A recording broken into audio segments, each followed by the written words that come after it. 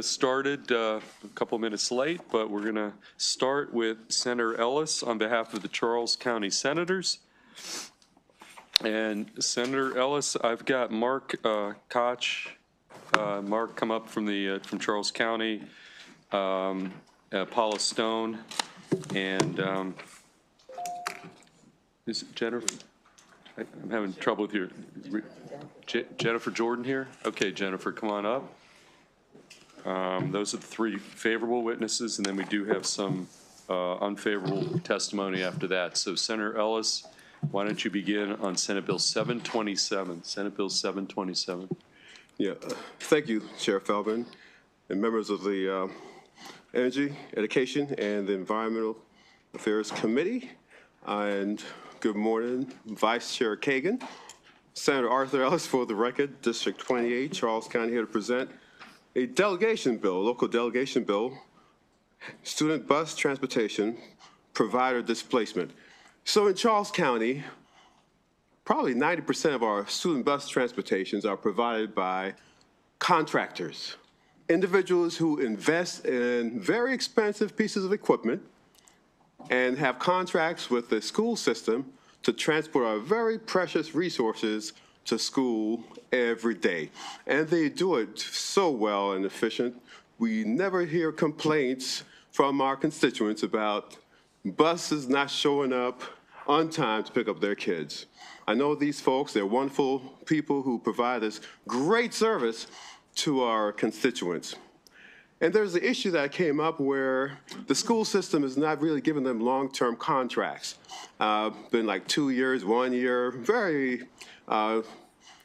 low guarantee contracts, 3 years. I don't know if that went to 3 years, but imagine investing in a piece of equipment, an asset that expected to last 10 years or more. Imagine you mortgage your home and you personally guarantee that investment for one purpose, to take kids to school. You can't take those yellow school buses and do coach services, take seniors to the casinos or to Ocean City. No, they go to very more comfortable coach buses. So these buses are there for one purpose, and to take children to school without that guarantee. And to make things even more scary, I would say, for these investors, these entrepreneurs, business owners, is the school system in Charles County have been buying up school buses. And lots of them parked in certain lots. I passed them a lot driving around the county, sitting there. It's a direct message to the individuals who invested in their businesses that we will phase you out at will. That's no way to treat entrepreneurs in our state. And we try to encourage the school system to work it out with the bus contractors, but they haven't. So here we are. You know, our job as senators is to work with our constituents to work things out, to bring the parties together, and to resolve these very difficult issues. We're paid to do these very hard things, and you know, I hate getting into the middle of controversy between my friends on the school board and the superintendent, Dr. Navarro, and my friends who own buses companies. But you know what, for the benefit of our students, to avoid chaos and disruptions to people's lives, we just had to get involved. So the entire delegation voted to bring this legislation forward. And it's suggested in this bill to make a 10-year contract period for the bus owners, but we're willing to negotiate that term. And I think I spoke with the chair of the delegation last night, and I think we were down to a 6-year compromise. So I'm saying, I guess, usually I come to you 100% certain about these things, but I've been out the last few days getting better. And so I'm back. And so, and hopefully I'll basically be able to enjoy my weekend being healthier.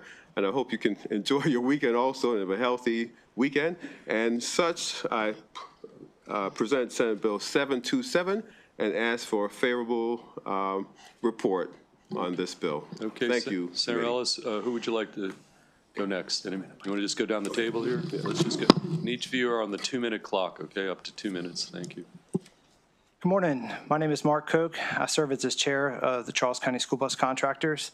I'm here today on behalf of our 24 small businesses, the majority of which are women and minority-owned, in strong support of Senate Bill 727. Our organization operates 315 buses, safely transporting over 28,000 students every day. Many of our businesses span 2 and 3 generations with deep pride in supporting the school system by ensuring safe and reliable transportation, allowing educators to focus on student learning, achievement, and equity. Senate Bill 727, supported by our county commissioners and Charles County delegation, is a simple request for fairness and good business practice. It ensures adequate notice before the termination or displacement of a school bus contractor for reasons other than non-performance. The bill is necessary because bus contractors make significant financial investments at $150,000 per bus, purchasing and mortgaging Charles County specifically spec'd buses with the expectation of reimbursement over several years. Without adequate notice, these investments are at serious risk, threatening our businesses and the livelihoods of more than 400 local bus drivers, attendants, and our supporting staff.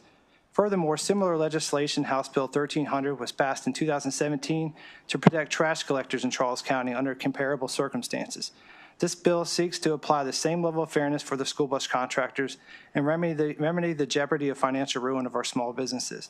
Despite repeated requests for advance notice of their plans, Charles County Public School has provided no insight, no plan, no formal response as they continue to buy buses and expand their in-house fleet. Over the past 4 years, CCPS has increased their fleet from 22 to 69 buses with more on order. The lack of communication leaves us very uncertain about our future and the future of our employees. And as a contractor, our businesses are personally liable for millions of dollars in bus loans, insurance, workforce, parts, and other expenses, often personally guaranteed by our homes and our personal assets. As CCPS moves student transportation in-house without fair notice, it would cause irreparable financial harm and disrupt the lives of hundreds of employees and their families who depend on these jobs. Our commissioners and delegation recognize this. Senate Bill 727 does not limit CCPS's authority to make operational decisions. It simply provides adequate notice, which allows the contractors to plan for the future and protect jobs, strengthen the partnership between CCPS and contractors, and ensure to continue safe and efficient transportation of students without sudden disruptions. We remain committed to working with CCPS and the county to serve our students and believe the legislation is a reasonable step forward in ensuring fairness. Sir, if you could just bring again, we're going to give you latitude way past the 2 minutes. Sorry. No, that's okay. If you want to just wrap up a little. Yeah, In closing, we thank the county and the state legislators for their support and respectfully request a favorable report on Senate Bill 727 to protect our businesses, our hundreds of employees and families we serve. Thank you for your time and consideration. Thank you, sir. Next up, put the mic close to you and tell us who you are, and you'll have up to 2 minutes, okay? Sure. Good morning. My name is Paula Stone, and I'm a second-generation Charles County school bus contractor. My family's been in business for 30 years. I'm here today in strong support of SB 727. There's definitely no dispute that Charles County Public School has a right to transition transportation, and SB 727 doesn't challenge that authority. However, this bill does seek reasonable courtesy in the form of adequate notice, because any abrupt transition will have a devastating impact on our small businesses and our 400 employees and their families. So while we have not been notified by CCPS of an in-house transportation transition plan, we watch as they grow their fleet and have heard public rumors for the last 5 years. On our end, it is difficult to make business decisions based on uncertainty and not knowing. And it's definitely difficult. It's a difficult way to operate a business with excellence. SB 727 does not have a financial impact on the opposition. It's simply a bill of notice. It doesn't dictate the length of our future contract. It doesn't mandate our contract terms, and it definitely does not change the current contract performance standards. The bill does not interfere also with union efforts. All contractors will be impacted the same if we do not get adequate notice of a transition. This bill is about fairness and stability. If CCPS moves student transportation in-house today, next year, or even the following year, we are left personally liable with extensive 6-year or longer bus and equipment loans that we personally assume only to provide excellent transportation services. It could bring financial ruin. In closing, SB 727 could allow all involved to work together when or if there is a transition. For these reasons, I respectfully urge a favorable report. Okay, thank you. Let's go to our last witness on the panel. Good morning. My name is Jennifer Jordan, owner of D&J Buses. My family and I have been servicing Charles County for over 43 years. While contractors bear the cost of purchasing buses, employing the workforce, operations, and servicings with little reimbursement, we take all the risks. Charles County Public Schools dictates the terms and length of our contracts with little input, nor do we have the leverage in negotiating financial investment protections such as a displacement notice. Most neighboring counties offer the contractors a 6 to 12-year contract. Charles County Public Schools currently has a 3-year, soon-to-expire contract in place. Buses purchased by contractors are Charles County specific and cannot be used in other jurisdictions or states. If displaced, these buses would not benefit the contractors outside of Charles County. More than 60 local businesses within our community and local economy benefit from us school bus contractors. SB 727 ensures that Charles County Public Schools must provide public notice and hold a hearing allowing impacted stakeholders, including parents, employees, and local business partners, to be part of the conversation. Without fair notice, we could be abruptly unemployed, causing unnecessary hardship in our community. SB 727 ensures predictability and helps maintain stability for all drivers, attendants, and employees who depend on these jobs to provide for their families.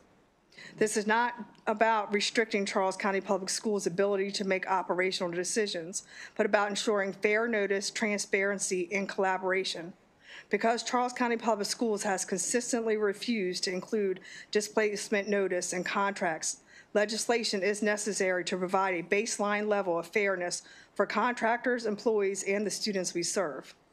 SB 727 is a reasonable solution that aligns Charles County with the best practices protecting small businesses and ensures a stable and reliable student transportation system. For these reasons, I urge a favorable report on SB 727. I thank you. Okay, thank you. Questions for Senator Ellis or the 3 witnesses? Okay, thank you to you all for your testimony. We are going to now move to, I'm sorry, Senator Washington, I apologize. We do have unfavorables here. I'm going to go get them next. Definitely. I just want to thank you so much for coming. I recall we heard a bill from Senator Jackson, I think a couple of years ago, concerned about, you know, how the contracts work, and they work sort of differently.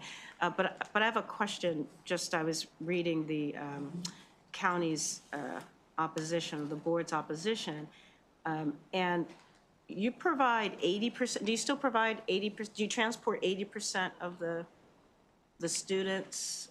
That's, you know, they're saying. It just seems like it's a lot. It's the majority is being done by contractors. Yes. Okay, and so they talk about this as a balanced approach. So 20% of the children are transported with the buses that they've purchased. Is that? I'm sorry. Yeah. So it's just that it's unbalanced. I can answer that. Yeah. Thank you. Excuse me. So 20% are transported by the school board, but they've purchased whole bunch more buses that are not being used currently to transport students. So but they went from, I think it was 20 to 60 plus buses. So there are probably around 40 buses just sitting there waiting to be assigned drivers and basically in future years carry students and basically displace these bus owners. And let me add that legislation you mentioned from Senator Jackson, who represented the Charles County delegation with that bill, that was an issue that had to do with the school bus drivers. Right.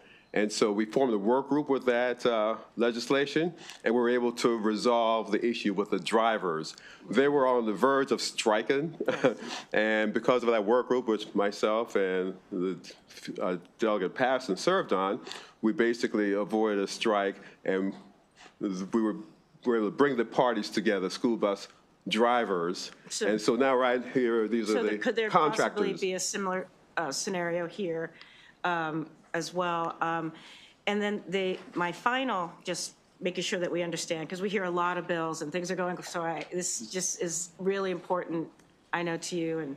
And you said that, so how, you're saying that your 3-year contract is expiring now? Is that the case? We have a year left. You have 1 year left, and there's no requirement in your contracts for a notice provision. In other words, what's the latest? So could the last day of your contract, could the county just tell you that day that you're no longer needed? Yes, that is correct. And I personally guaranteed $1.4 million in bus loans this year alone. So I took that commitment to the county, and with a year left on my contract. And you're saying that other county school systems have different transition and notice and have longer periods of notice? Well, in St. Mary's County, they have a 6-year contract with automatic 6-year renewal as long as you're in good standing and have good performance. Okay. And then All right. Calvert County is a 12-year length.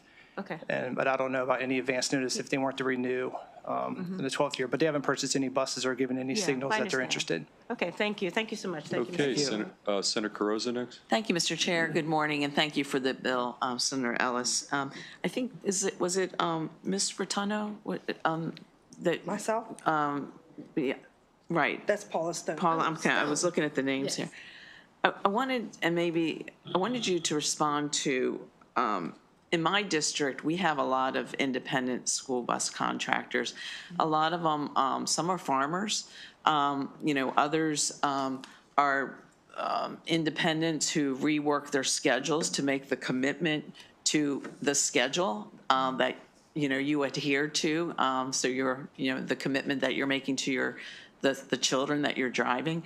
Could you just expand a little bit about and the mix of contractors, if it's like, different, those who have the bus driving plus may have other responsibilities, and a little bit to the commitment that you have to make as an independent contractor to the schedule and to the students? I would definitely say that for the contractors that we have, and there is a mix, and so very diverse with our contractors, but most contractors are also either bus drivers, so you may see them on a bus. You're going to see them working the maintenance in their shops, making sure we're managing any issues that are going on the bus. Now, personally, I do not drive a bus, but I am a certified school bus attendant. And so we all have multiple roles. In addition to owning the companies, we definitely invest sometimes 12, 14 hours a day. I was doing 12, 14 hours a day, 7 days a week, so that I may be on a bus in the morning. In the afternoons, I'm in the shop with the maintenance guys, and then we're doing the other clerical personnel work at that time. Right, and just an appreciation that I think people think it's only that time with the school bus driver with the students, but it's a fuller commitment. Oh, absolutely. Thank you. Absolutely. Any additional questions for our sponsor, our Charles County Senator and Representative, or the 3 witnesses? Seeing none, thank you, guys. We're going to next move to the unfavorables. There are some virtual witnesses, but the 3 in person, we've got Eric Schwartz. Is Mr. Schwartz here? Okay, Eric Schwartz, Christian Goebel are both signed up unfavorable. And is Christian here? Yeah, okay, Christian is here. Yes, there you are. Okay, well, right now, that's going to be the extent of the in-person. We do have several virtual unfavorable witnesses in the queue, so, okay, why don't you begin? Thank you. Good morning, Chair Feldman. Good morning, Vice Chair Kagan, members of the committee. My name is Christian Goebel. I serve as the Legislative and Political Coordinator with AFSCME Maryland Council 3. Our union represents approximately 50,000 public service workers across the state of Maryland at the state, county, and municipal level, including school support staff workers across the state of Maryland. In our local union in Charles County represents approximately 60 bus drivers and attendants that are providing those in-house services. Our union is respectfully opposed to this legislation. Our union is concerned with the notice provisions in this legislation, which limit the ability of the local school system to bring student transportation services in-house. Specifically, SB 727 would require the local school system to provide a private contractor with 10 years notice before discontinuing services with the private contractor and hold at least one public hearing on the advisability of the local school system providing these services in-house with at least 5 years advance notice. This legislation would establish a new precedent that favors privatization regardless of the cost to the public. In 2015, a study found that bringing student transportation systems in-house could reduce costs by up to 3.3%. The fiscal and policy note here reports that based on the school system's FY25 operating budget, the potential cost savings could total over $1.5 million annually. Our union supports the ability of the local school system to bring contracted out services in-house, particularly where it saves the public money. Our union is concerned with the precedent that this could set, and we respectfully urge the committee to issue an unfavorable report on Senate Bill 727. Thank you. Okay, any questions for our witness? Senator Washington. Thank you. Thank you so much for your testimony. So it's been since 2000, so 80% of the bus providers are independent, and then so you have 60. I think I'm trying to understand exactly where your opposition to a hearing once out of every 5 years about something that would impact parents and teachers in the community. So why would the union oppose public hearings? Could you tell me how that hurts your union members? So Or is it the length of time? Is it okay? Are you ideologically just opposed to any efforts for these people to stay in business and provide the services that they've provided for generations? Yes, Senator, respectfully, we do support the bringing in-house of services that are currently contracted out. I typically do as well, but also, oh, sorry, I didn't want to get into a comment. But I asked specifically about the notice part. Where's the conflict between the interests of AFSCME from allowing there to be a public process for this transition? I think just the policy here where it's requiring 10 years notice and again 5 years notice, the amount of notice I think is concerning and establishing again a new precedent that currently doesn't exist in comparable law throughout the state for local school systems on these transportation contracts. Certainly if the local school system and the contractors are negotiating those, whether, you know, we have obviously not been involved in those contract negotiations, we don't get involved in that, but it's specifically a matter of public policy where we're concerned with a precedent being established here that a decade amount of notice could be required before the school system works to bring those services in-house is concerning to our union. So it's the amount of time. It is just the amount of notice here, but again, we're opposed to public policy barriers to bringing services in-house that could be performed by the local school system, particularly where it's saving for the public, cost savings for the public. Okay. This is quite ironic for me, this testimony, but I appreciate you. Thank you, Mr. Chair. Okay, additional questions for our witness? Seeing none, thank you, sir. Thank you. Okay, we're going to go to some virtual unfavorable testimony. Michael Heim here from Charles County Public Schools. And then when we start with, sir, why don't you unmute yourself?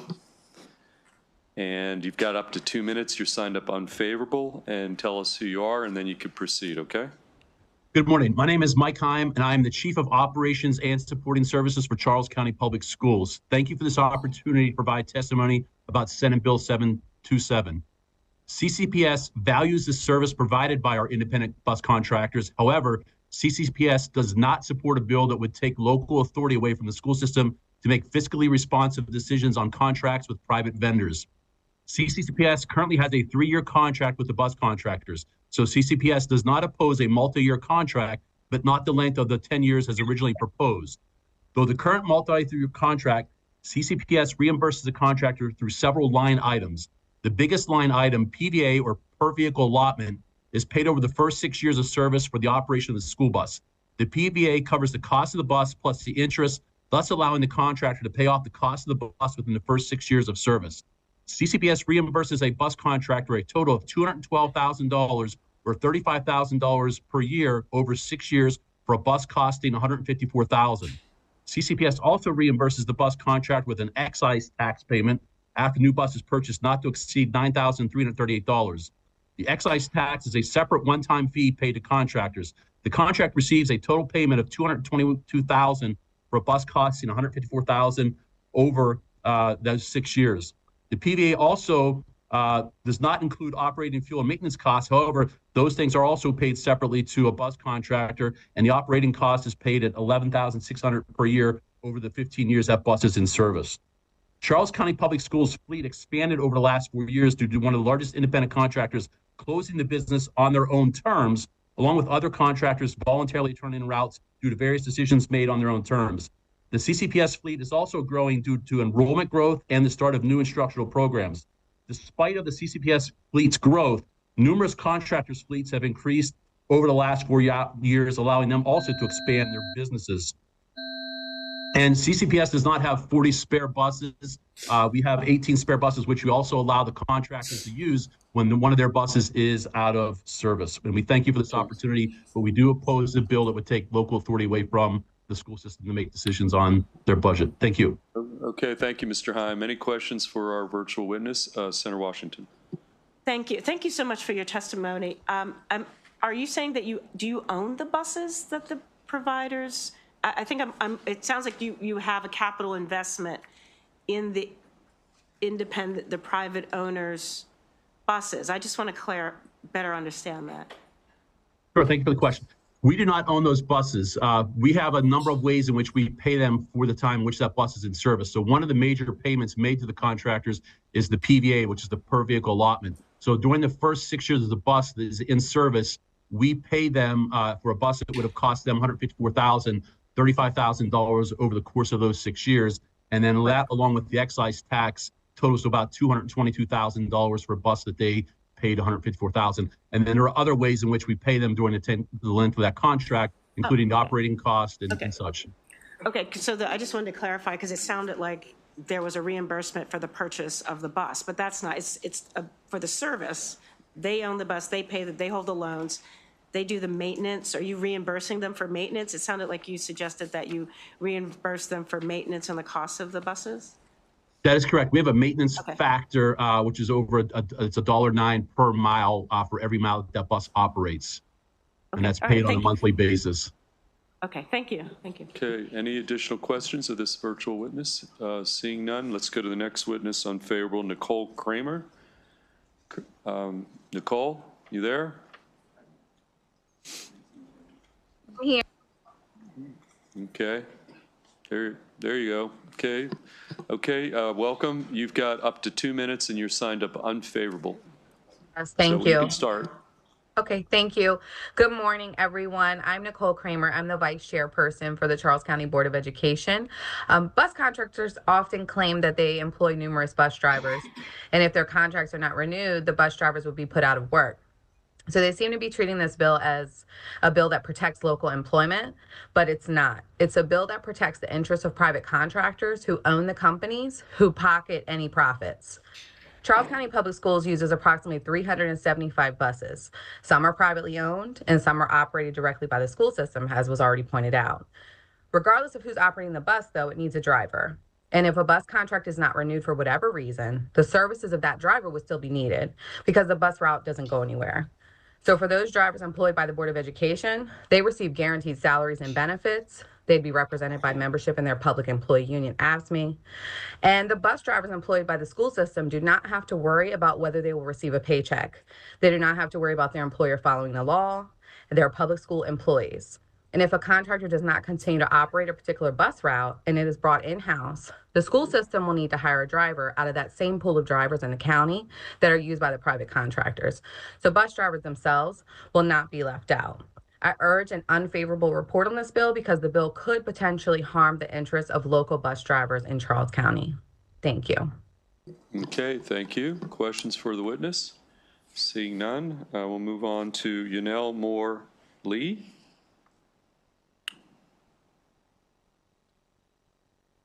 Is she in the queue? Okay, yes. Okay. Good morning. Can you all hear me?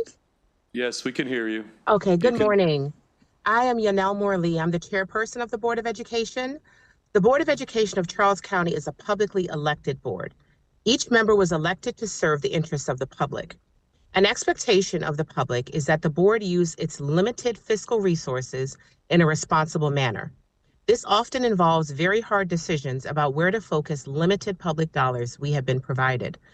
Obviously, the top priority is meeting the needs of the students, including through the Blueprint for Maryland's Future. But the needs of the students also include providing a system of transportation, which is not included in the Blueprint. In fact, the provision of transportation services is the largest unfunded line item in our budget. The school system receives approximately $14.3 million from the state in transportation funding and nothing from the county. And yet our costs exceed $47 million last year alone. Every dollar spent on private contractors comes out of some other program or line item in our budget. This bill ties the hands of the Board of Education to plan effectively for transportation. The General Assembly should not remove the rights of any local board in trying to confront such fiscal pressures. This bill removes the ability of the school system to manage its transportation budget. Instead, it mandates that we use private contractors who will be able to increase their fees unilaterally, knowing that the school system has no other option, to provide the services. It sets a precedent, which I believe is dangerous, and limits the ability for school boards to make fiscally responsible decisions regarding these services. I would like to also note that both the Public School Superintendents Association of Maryland, known as PASAM, and the Maryland Association of Boards of Education, MABE, oppose this bill. I urge this committee to issue an unfavorable report on this bill. Thank you. Okay, thank you. Any questions, Senator Washington? Thank you. Thank you so much for your testimony. And I absolutely thank you for your service in these times of leading our school boards. So I guess I'm wondering, or I support the transition in-house to union wages and all that. But I'm also, you know, we also represent small business owners and these owners. So I wonder, your transition, what's your timeline? Are you, so the report came in 2015, and it looks like now you're at about 20%, you know, of in-house. So what's the next phase? Is, you know, when do you plan to get the 50%, or what's the timeline there? Yes, ma'am. Thank you for the question. I will defer to our superintendent, Dr. Navarro, since she handles the day-to-day. I know that it's not going to be an immediate transition. Obviously, it's going to take several years. And candidly, there's a shortage of bus drivers.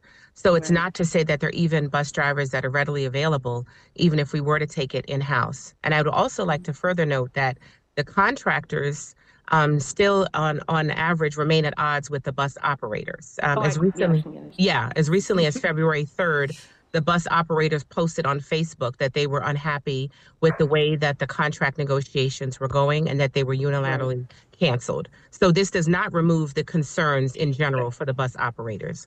I think that's an important fact. And we can handle those separately, but I just wanted to understand. So maybe if you could get that to us, what your transition, that might help us. Yes, our superintendent has signed up to speak. She's speaking next. She's actually next up. Yes, ma'am. She can answer the specifics on the timeline. Appreciate it. Thank you. Okay. Thank you.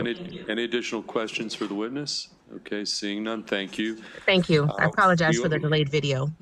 No, it's okay. Okay, we are going to call Maria Navarro, who is, I think is that the superintendent? Ms. Navarro, we're going to, if we can find you, there you are, and you're signed up unfavorable, and you have up to 2 minutes for your testimony, okay? Good morning. Thank you for the opportunity to speak before you today. My name is Maria Navarro. I'm the superintendent of Charles County Public Schools. Senate Bill 727 would mandate the use of private companies for public services. This bill is just bad public policy for the state of Maryland. The bill sets a precedent for every other local school system that uses private contractors for transportation services. In fact, the bill sets a precedent for the use of private companies who provide any public services for the state. Other private companies will look at the General Assembly for guarantees written into state law that the state, counties, boards of education, and other public agencies must use their services. The use of private contractors in Charles County Public Schools can prove to be very useful, but only upon a determination that it would make operational and fiscal sense to do so. We have seen a rise in the cost of providing contracts to private providers over the years. Yet for Charles County, it makes sense to have a mixed model of transportation with both contracted services and in-house transportation. So we instituted a multi-year contract with accountable metrics that ensure we continue working with contractors who provide great services, and we stop working with those that don't. The contractors that you had before you who testified earlier are some of our best contractors, and we have great working relationships with them. We are very clear, however, that we are held accountable to the taxpayer and to the expectation that we need to ensure our contracts are reasonable and provide the best operational services to our students and families. We need the flexibility to make those determinations in the best interest of our students, our families, and the Charles County community. Senate Bill 727 imposes unrealistic terms that deteriorate our ability to make the best decisions for our school system. I urge for your unfavorable report to Senate Bill 727. Thank you. Okay, thank you. Do we have any questions? Senator Washington. Thank you. Thank you so much, Superintendent. I asked the question of your board leader, what's the timeline for your transition? The report was 2015. You're at about 20, so 10 years, you're at about 20%. What's your plan? When do you hit 40%? When do you hit 50? So I have always been very open that the best option for Charles County, as I see, we do about a 10-year view, 15-year view in terms of our growth, our student enrollment, is that we have a mixed model. It has never been to go fully 100% because honestly, with the geography and where some of our bus operators are, it makes sense to have contracted services. So our intent is to continuously work with the contractors and come to the table and see what makes operational sense. I really do think it's going to take a while even to reach something like 40% or 50% for the school system. But the decision has to be based on data and fiscal responsibility to do so. And I do want to say that the work group that Charles County had last year, the school system was willing to do multi-year contracts up to 6 years, but it had to be tied to the performance of the contractors. And so not everybody's guaranteed a 6-year contract. It has to be based on how well they keep their buses, how well they do the background, the training for their employees. And we decided jointly to do a 3-year because we said we would do a 6-year if you have our best contractors 6 years. We don't want to be at the negotiating table every single year. We want to be able to have multi-years worth of services. And so that's where we stand now. Well, thank you. Thank you, Superintendent Navarro. You clearly handle your business. I appreciate your frank answers. Thank you. Okay. Thank you, Mr. Chair. Okay, any additional questions for Superintendent Navarro? Seeing none.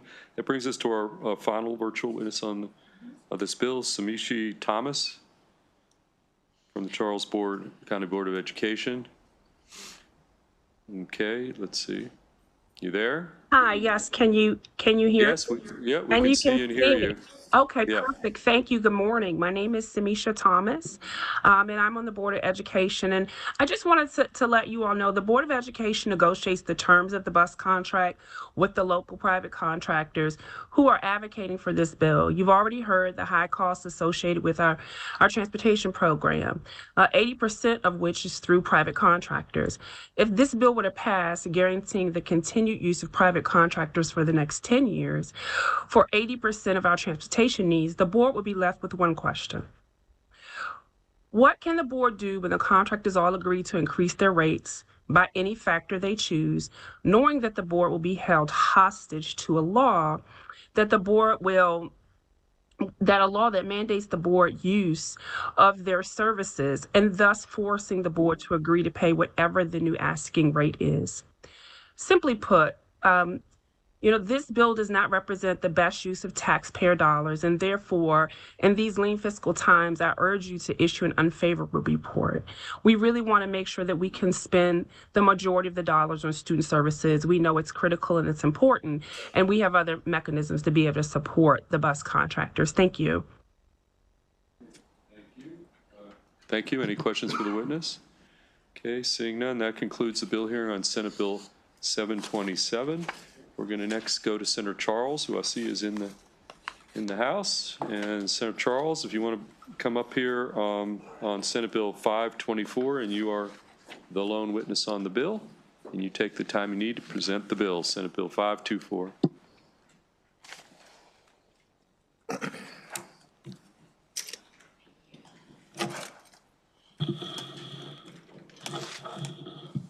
You guys like early mornings. All right, good afternoon, Mr. Chair, Vice Chair, and honorable members of the EEE Committee. Thank you for this opportunity to present Senate Bill 524, the Higher Education, Religious Educational Institutions Certificate of Approval. The practice of religion is a cornerstone of state and country, and the continuation of these institutions' service should be of paramount value. Religious educational institutions play an extremely valuable role in Maryland's cultural, diverse, and educational landscape, especially in long-established places. These institutions provide opportunities for individuals to grow their faith, deepen their understanding of school and life, and participate in religious events. Importantly, Senate Bill 524 recognizes the particular mission of such institutions by exempting them from obtaining a certificate of approval from the Maryland Higher Education Commission, provided they meet the necessary criteria stated in the bill. By passing Senate Bill 524, Maryland can demonstrate the acknowledgement of the importance of supporting religious educational institutions and fulfilling their mission while simultaneously avoiding regulation that could destroy the purpose of their mission. Critics could argue that every institution should be held in the same standards. However, this bill correctly differentiates between general higher education institutions and those with specialized faith-based educational focus. Senate Bill 524 is not simply about policy, it's about respecting and supporting the diversity of education in Maryland. It upholds the national founding principles of religious freedoms whilst maintaining the state's commitment to educational integrity. This bill ensures that religious institutions can continue serving their communities without unnecessary financial or administrative hurdles. This is a strong and much necessary safeguard for Maryland students and families who rely on religion-based education. With these considerations in mind, I urge a favorable report on Senate Bill 524. Thank you for your time and consideration. Okay, thank you, Senator Charles. Any questions for the sponsor, Senator Charles, on Senate Bill 524? Seeing none, thank you, sir. That concludes bill hearing on Senate Bill 524. We're going to, since I think we're waiting on Senator Lamb, so let's, I'm sorry? No, never mind. Let's keep going here. What? Do you have a question? Yeah, I think I don't understand. I'm Okay. trying to better understand the bill. This part of the code, if you want to, this part of the code appears to already provide exemptions to religious institutions, and the line just says this does not apply to a religious educational institution that was established before 2013. I think I just, Yeah, so I Yeah, have what- Maple Springs Baptist Bible College and Seminary here with me. okay. And this bill was brought forth by their organization because they ran into some hurdles. They originally had the ability to operate, and then something changed in the law, and that changed, and so they asked for us to set back into the 2013 date to allow for them to continue their operations, because they've been operating for years. I see. like So, okay, but thank you, thank you. Okay, Vice Chair Kagan? Thank you, Mr. Chair. This hearing on this bill is completed, right? Because I have a generic question for council while we're waiting for another bill. Well, we're not really waiting on another bill. We're actually going to skip that. I mean, you have a question, just put it on the table. The question I have is about the U.S. Department of Education. There are lots of places in the code, including in this bill, that just say, United States, on page 2, lines 16 through 18, blah, blah, blah, accrediting body recognized by the United States Department of Education, and I am not referencing your bill, Senator. I'm just curious what happens if the President of the United States dismantles the U.S. Department of Education, and we've got a million places in our code, and I'm not trying to put you on the spot, Stacy, but I wonder what that does to us with all of the work that we do in Maryland, that suddenly there's no accrediting body, there's no oversight body, the funding questions we know we've been dealing with. But anyway, I think as the Education Committee, I think that's something that at some point we might need to talk about. So Okay. more of a statement maybe Okay. than Okay. putting Stacy on the Yeah, on the let's not spot. put, It may or may not have relevance. No, it does because it references Okay, let's- accredited body recognized, so. okay, we don't have, let's avoid the, discussing the merits of the bill here. Okay, okay. Right now, bill hearing's over. Let's now move to, thank you, Senator Charles. Let's move to, from Senator Henson's office, yes, is Linda. Linda here? I apologize, Linda. Linda, you're here on behalf of Senator Henson on Senate Bill 583. I am. Thank you. And you take the time you need to present the bill, and why don't you begin? Good morning, Chair Feldman and Vice Chair Keegan and committee members. For the record, I'm Linda Hannafin Bonner, representing Senator Shanika Henson from the 30th Legislative District of Anne Arundel County. This is a fairly...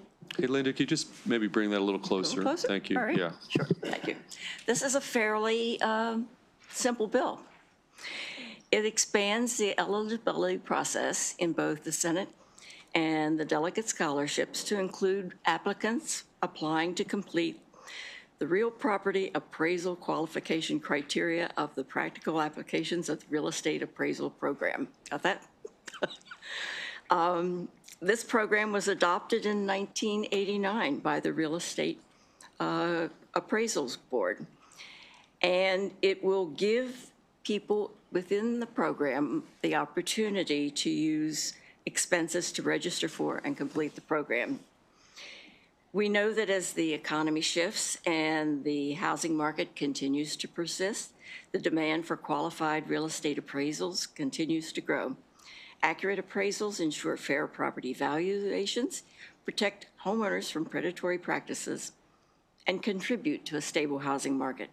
However, the pathway to certification is often costly and inaccessible to many Marylanders, particularly individuals from underrepresented communities. This bill addresses the issue by allowing the scholarship recipients to use their awards towards appraisal licensure course requirements, whether they're seeking an agreement or not. And they can use the money towards the costs to stimulate options under the practical applications of real estate appraisals program, which was also authorized by the Maryland General Assembly a few years ago. This expansion aligns with the recommendations from the Task Force on Property Appraisal and Valuation Equity, which emphasized the need for financial assistance to increase diversity in field. By broadening the scholarship eligibility, Senate Bill 583 strengthens the Maryland workforce development initiatives, expands access to the career-focused education, and promotes equity within the real estate industry. It's a practical step towards economic mobility and housing equity. And after you hear any other testimony today, we urge a favorable report on this bill. Thank you. Okay, thank you, Linda. Any questions for Senator Henson's representative? Yes, Senator Simon Ayer. And I know it's difficult being somebody filling in for the senator, so maybe you can get the questions back to, or the answers back to me, so I won't put you on the spot. Thank you. But the way I read it is we're making an exception for the real property appraiser qualification, so they don't have to take the exam and so forth. So from a policy standpoint, I understand why we'd want to do this, but why just them? I mean, you have Cisco with the CCNA certification. They want to do certain things. Why are we just singling out this one particular group? I think if we did this, the policy should be for all those types, not just for one specific. So I don't know if you have the answer, if you could get back to me. I don't have the complete answer. I would certainly bring that back to the senator, but I think your question is a fair one. Okay. All right, thank you. I think you did a great job, by the way. Thank you. Thank you. Questions are always very fair. Okay, that's true. Okay, any additional questions for Senator Henson's representative? Senator Watson. Again, you did do a great job. Thank you. And seems like me and the senator here are sharing one mind, because I'm thinking project management professionals, all the STEM-related things. I mean, there's a variety of things that scholarship money could potentially be used for with regard to certificates, but you know, the programs were specifically designated to ensure, you know, we get folks in our higher education pieces. So if you could get back to us, we appreciate it. I will. And I think that's the goal for everyone. Thank you. Thank you very much. Okay, thank you. Okay, well, thank you for your testimony. We do have one additional witness signed up favorable with amendments. Hussein Wahid is here. And why don't you come up here? You're signed up favorable with amendments. So why don't you proceed? You have up to 2 minutes, and then after that, we'll go to Senator Reedy, who's patiently waiting. Thank you for the opportunity. It enhances the application of transformative economic efficiency models that we have been applying for different industries. They are based on interactive implementation, specifications, and standards. And anytime there is a new application, it enriches the existing information that is already there, and also the proven results can be applied to a different sector altogether, and gives a unique opportunity to solve the problems. It does not take a whole lot of time, but at the same time, it delivers the high economic efficiency results for different industries. And therefore, it is very useful for Advanced Lifecycle Engineering Research Center in Maryland, which can demonstrate the usefulness of the models for different applications. And we have noticed that when you solve a problem for one industry, it does not remain just a solution for that industry. It actually enhances the reach out for other solutions development. So with that perspective, it's very important to have this opportunity to see what is happening, where the problems can occur, and also takes forward the bill HB 999, where the report was not developed for innovations and best practices. This helps extend the value of that bill, and also helps demonstrate and create awareness of the large-scale economic efficiency that was delivered during this difficult period, and also confirms the recent data that we got for 100,000 facility inspections, and at the same time enhances the chances to develop the guidelines and the bills for this year. Okay, thank you. Any questions for our FWA witness? Okay, seeing none, that concludes the bill hearing on Senate Bill 583. And we're going to next go to Senator Reedy on Senate Bill 948. And Senator, I have Giovanni Patterson. He's here, and I think I have a virtual, maybe two virtual, I'm not sure. You do. You've got We've got two virtual witnesses we'll pull up next, Jonathan Alexander and Kit Hart. So we'll try to get them in the queue. So why don't you start Senate Bill 948? Thank you, Mr. Chairman. So good to see you all this morning. And I know we've all had a long week. I'll get right into it. This is an important bill dealing with securing fundamental parental rights of parents to oversee and provide direction in the education of their children.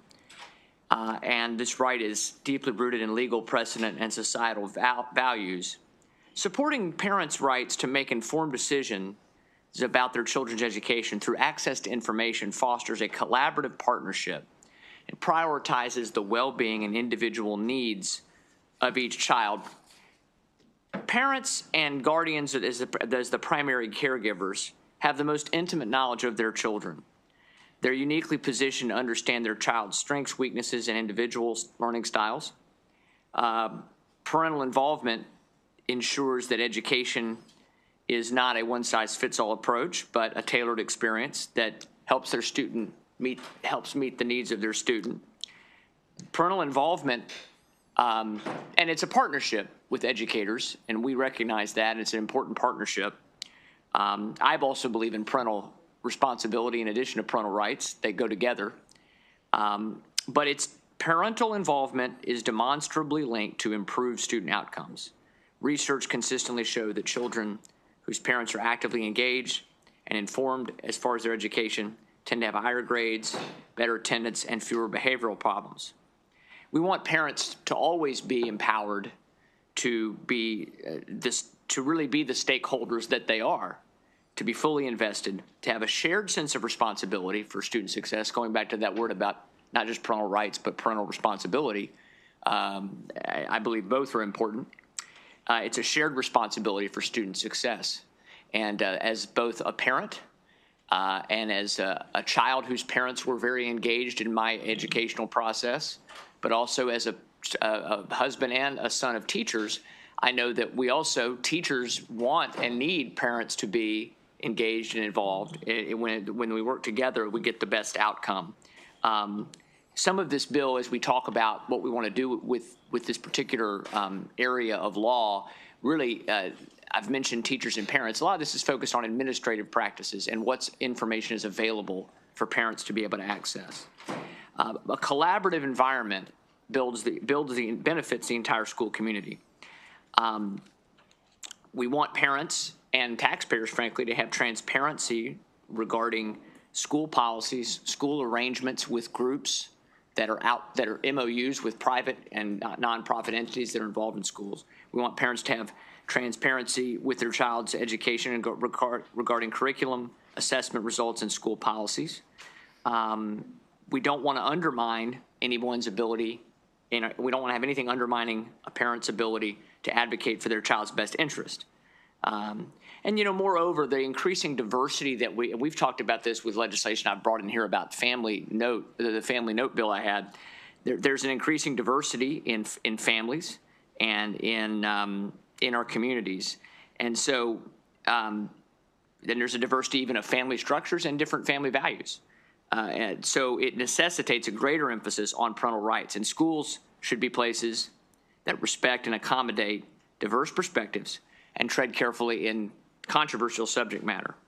So I know there's some opposition to this bill. I'm going to talk about what the bill does, but I know there's some opposition to this bill, some critics that say that excessive parental involvement can disrupt school operations and undermine the expertise of educators. And I assure you, as I worked on this idea and this legislation, that was actually on my mind, because we want to be sure that we have transparency and access as parents to what's happening in the school, to the arrangements made by school boards with outside entities, and to curriculum. But we also know that teachers need to be able to do their job and work effectively. So it has to be a balance. But this bill promotes reasonable access that encourages open communication and collaboration.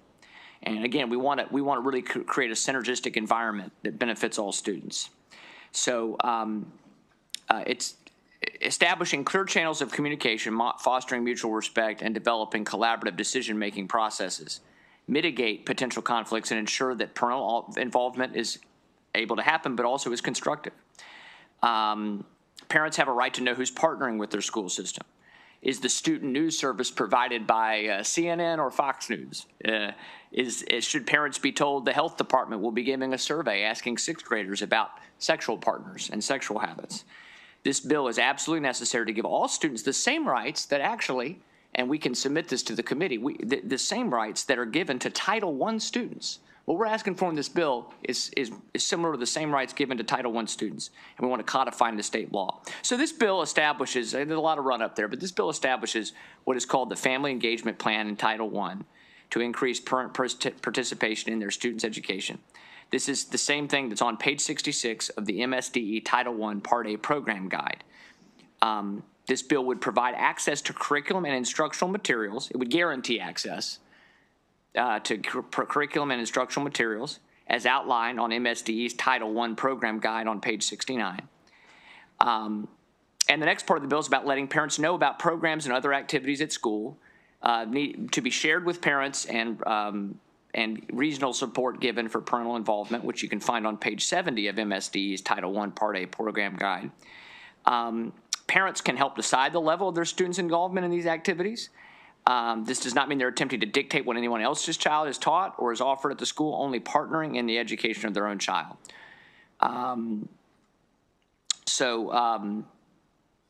One of the ESSA recommendations as far as Title I students is to create a parent advisory board to monitor progress of family plan implementation.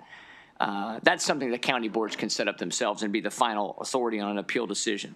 But the goal of this bill is to allow for guarantee for access for us to know as parents and as taxpayers what arrangements, agreements with outside group school systems have, to guarantee that parents have access to curriculum and instructional materials. But this bill sets out an appropriate timeline, not that a parent can email and demand something 3 hours later.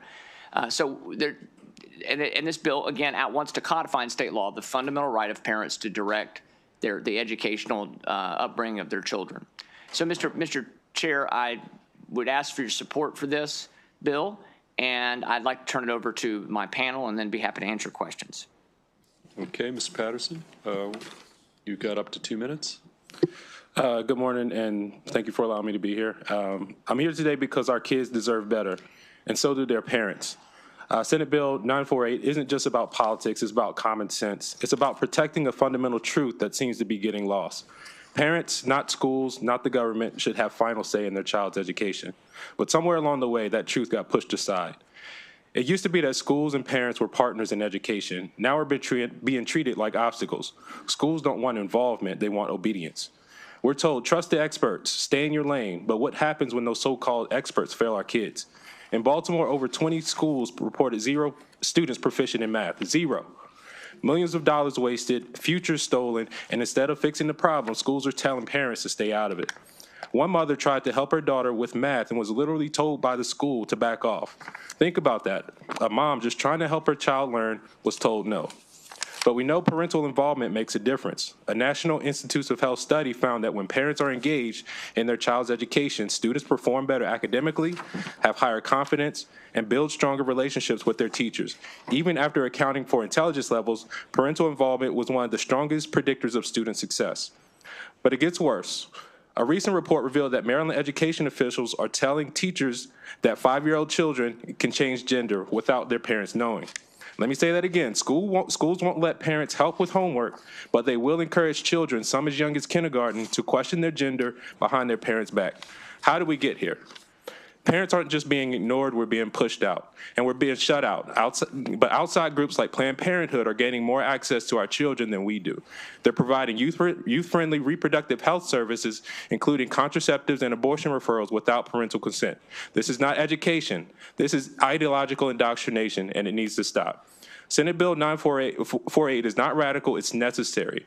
What it does is provide transparency. Parents have the right to see what their kids are being taught. Consent. Schools must get parental approval before different pronouns for a child.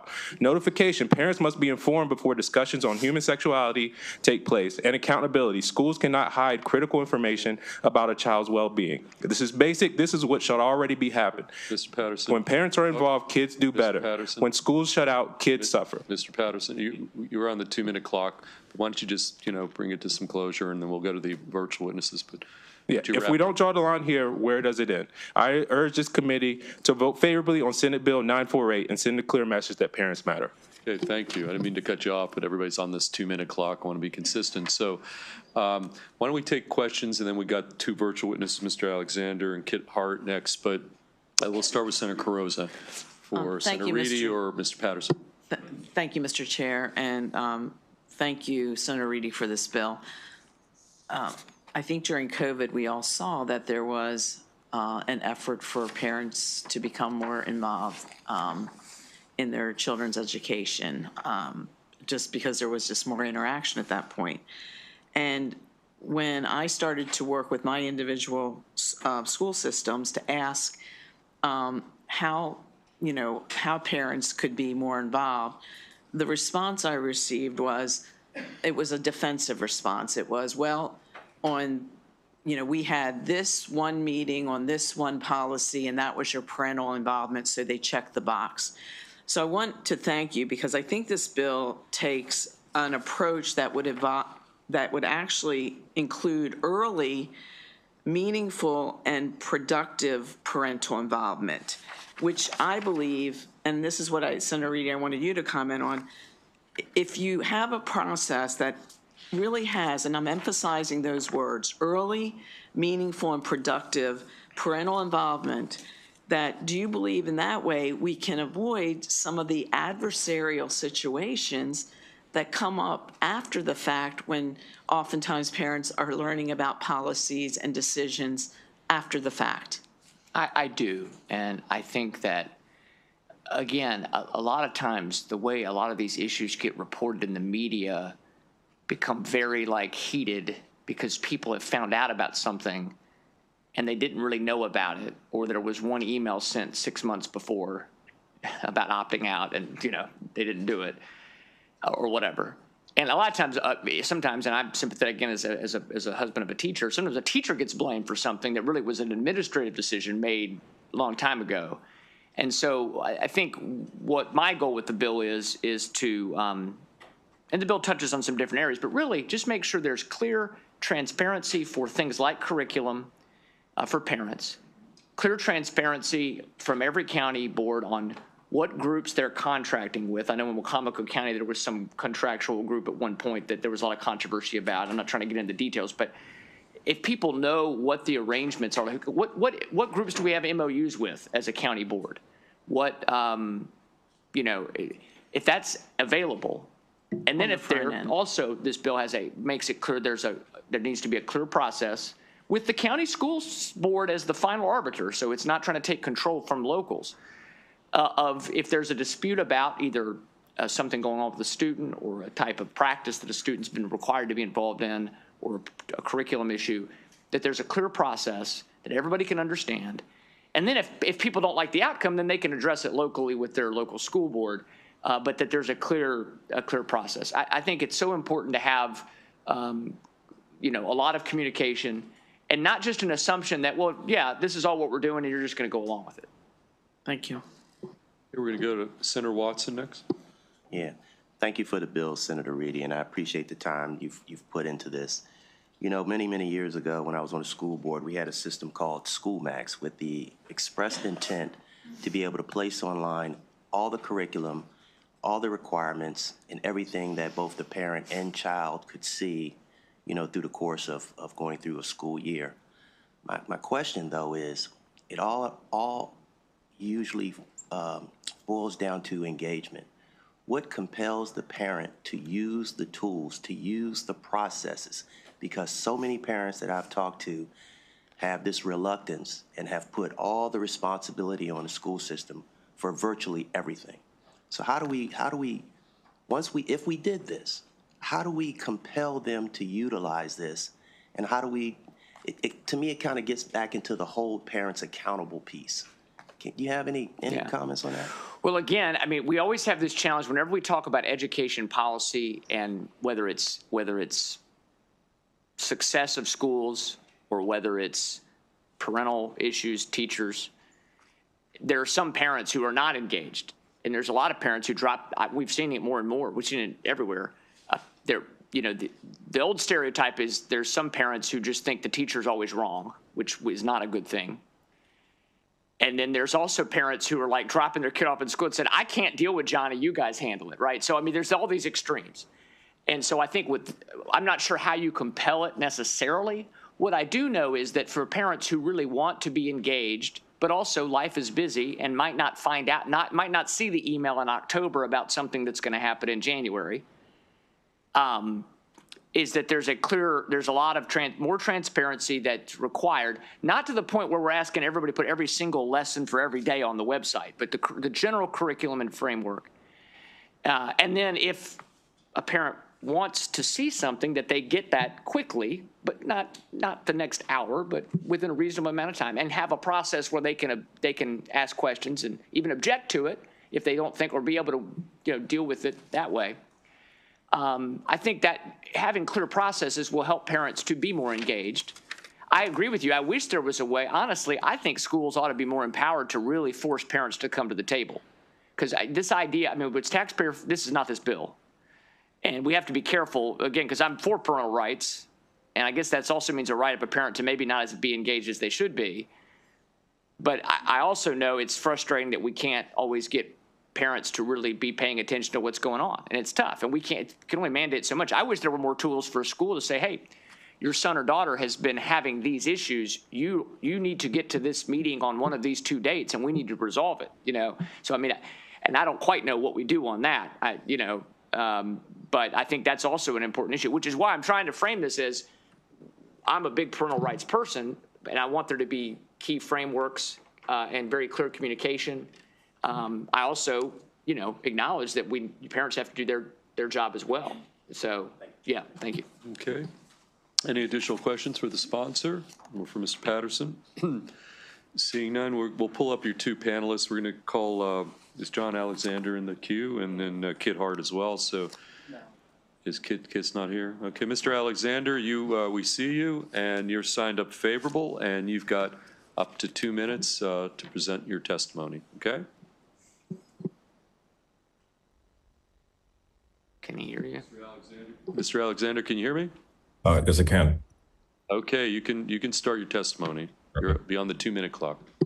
Good afternoon. I'm Jonathan Alexander. I'm an attorney and legislative counsel for the Maryland Family Institute in support of Senate Bill 948, as this proposal puts forward a plan to empower, to encourage, and to exemplify parenting in our state. This committee has a wonderful opportunity. This is not a constraining or reactive bill. This is a proposed legislation to encourage one of the most sustainable institutions in any society, which is parenthood. I'm now in Charles County. I live in Charles County, and on our street, every home is a two-parent household. There's a mother and a father, and that makes an immediate difference for our street and helps our county, because where that family structure is prevalent, there's a 50% jump out of poverty. There's a 60% swing from individuals relying on food stamps, and there's a 25% difference from the percentage of children who experience violence in their neighborhood when there are parents that are involved. Children that are in married couple families are less likely to drop out of school. They seek healthy relationships to mirror how they were raised. And that's what's sustainable for Maryland, and so we should encourage that. When those same active parents are at the helm of their decision-making for their child in school, it works, not just because it's natural and a God-given right, but because there are tangible results that you can measure when parents are actively involved in their child's education. The individual student thrives, Maryland culture as a whole thrives. This is a right that is respected in constitutional law. When parents are given this recognition to direct the upbringing of their children, it's recognized in the Supreme Court through many, many cases. It is embedded in the foundations of our nation that the rights given to parents to monitor not just the health, but also dictate and help control the education of their students has tangible, measurable results. And for these reasons, we ask that you give Senate Bill 948 a favorable report. Okay, thank you, Mr. Alexander. Any questions for our virtual witness? Okay, seeing none. It looks like Kit Hart's not in the queue. Okay, we're going to thank you. We're going to move to the unfavorables. Is Daniel Slade here? Daniel Slade. Dan, if you could come up, and then we have some virtual witnesses as well. So you're going to have up to 2 minutes, and you're going to present your unfavorable testimony, okay? Yes, thank you. Okay, well, you can proceed. So what this bill does is gives parents more control over their students. But, oh, okay. Start again and tell us your name. I am Daniel Slade, a student of Montgomery County, and I am very much against this bill. What it does is give power to the parents about their students, but what it actually will do is give parents absolute control. Given what the wording is, it's not to help students thrive, it's to help parents control the students. There are certain clauses in the bill which prevents teachers from keeping any information from their parents. What this will do in practice is prevent any student confidentiality and make schools a hazardous place for anyone who has a hard environment at home. Additionally, wording in this bill is clearly targeting a certain demographic, especially about pronouns. Parents don't necessarily need to know their students' pronouns, and if the student does not want to tell them, that is the student's choice. Why does it matter that the parent doesn't know what pronouns the student uses? What in practice this bill will do is prevent students from really growing. What in practice this bill will do is allow parents to completely shackle their students to their own beliefs. The bill is worded too ambiguously to really help parents adapt, and just is worded so that parents could take their children out of earth science if they thought that it was incorrect. They could take their student out of trigonometry because they think that math is incorrect and the true science is something that they read online. What this does is it eliminates any chance of an unbiased school system. Okay, thank you, Mr. Slade. Any questions for our witness, Vice Chair Kagan? 2 quick questions for you, Mr. Slade. First off, thank you for being here and thank you for your testimony. Helps us do our job better. 1 is, what school do you go to? And 2, are you involved in debate or anything? Because you're a wonderful speaker. I go to Bethesda Chevy Chase High School, and I am not involved in debate, mainly because I don't have that much time. Okay, got it. Well, you bring a good presence to the room, so thank you and good luck to you. Thank you, Mr. Chair. Okay, any additional questions for Mr. Slade? Seeing none, we're going to go to some virtual, we have a few virtual witnesses signed up unfavorable. Maury, who do you have in the queue? Okay, let's start with Marissa Davenport, who is a student. Marissa, are you there? Okay, Marissa, Yes, I am. You had up to 2 minutes and you've signed up unfavorable, okay? Good morning, honorable members of the committee. My name is Marissa Davenport. I'm a senior at John F. Kennedy High School in Maryland's 19th Congressional District. I strongly urge an unfavorable report on this bill.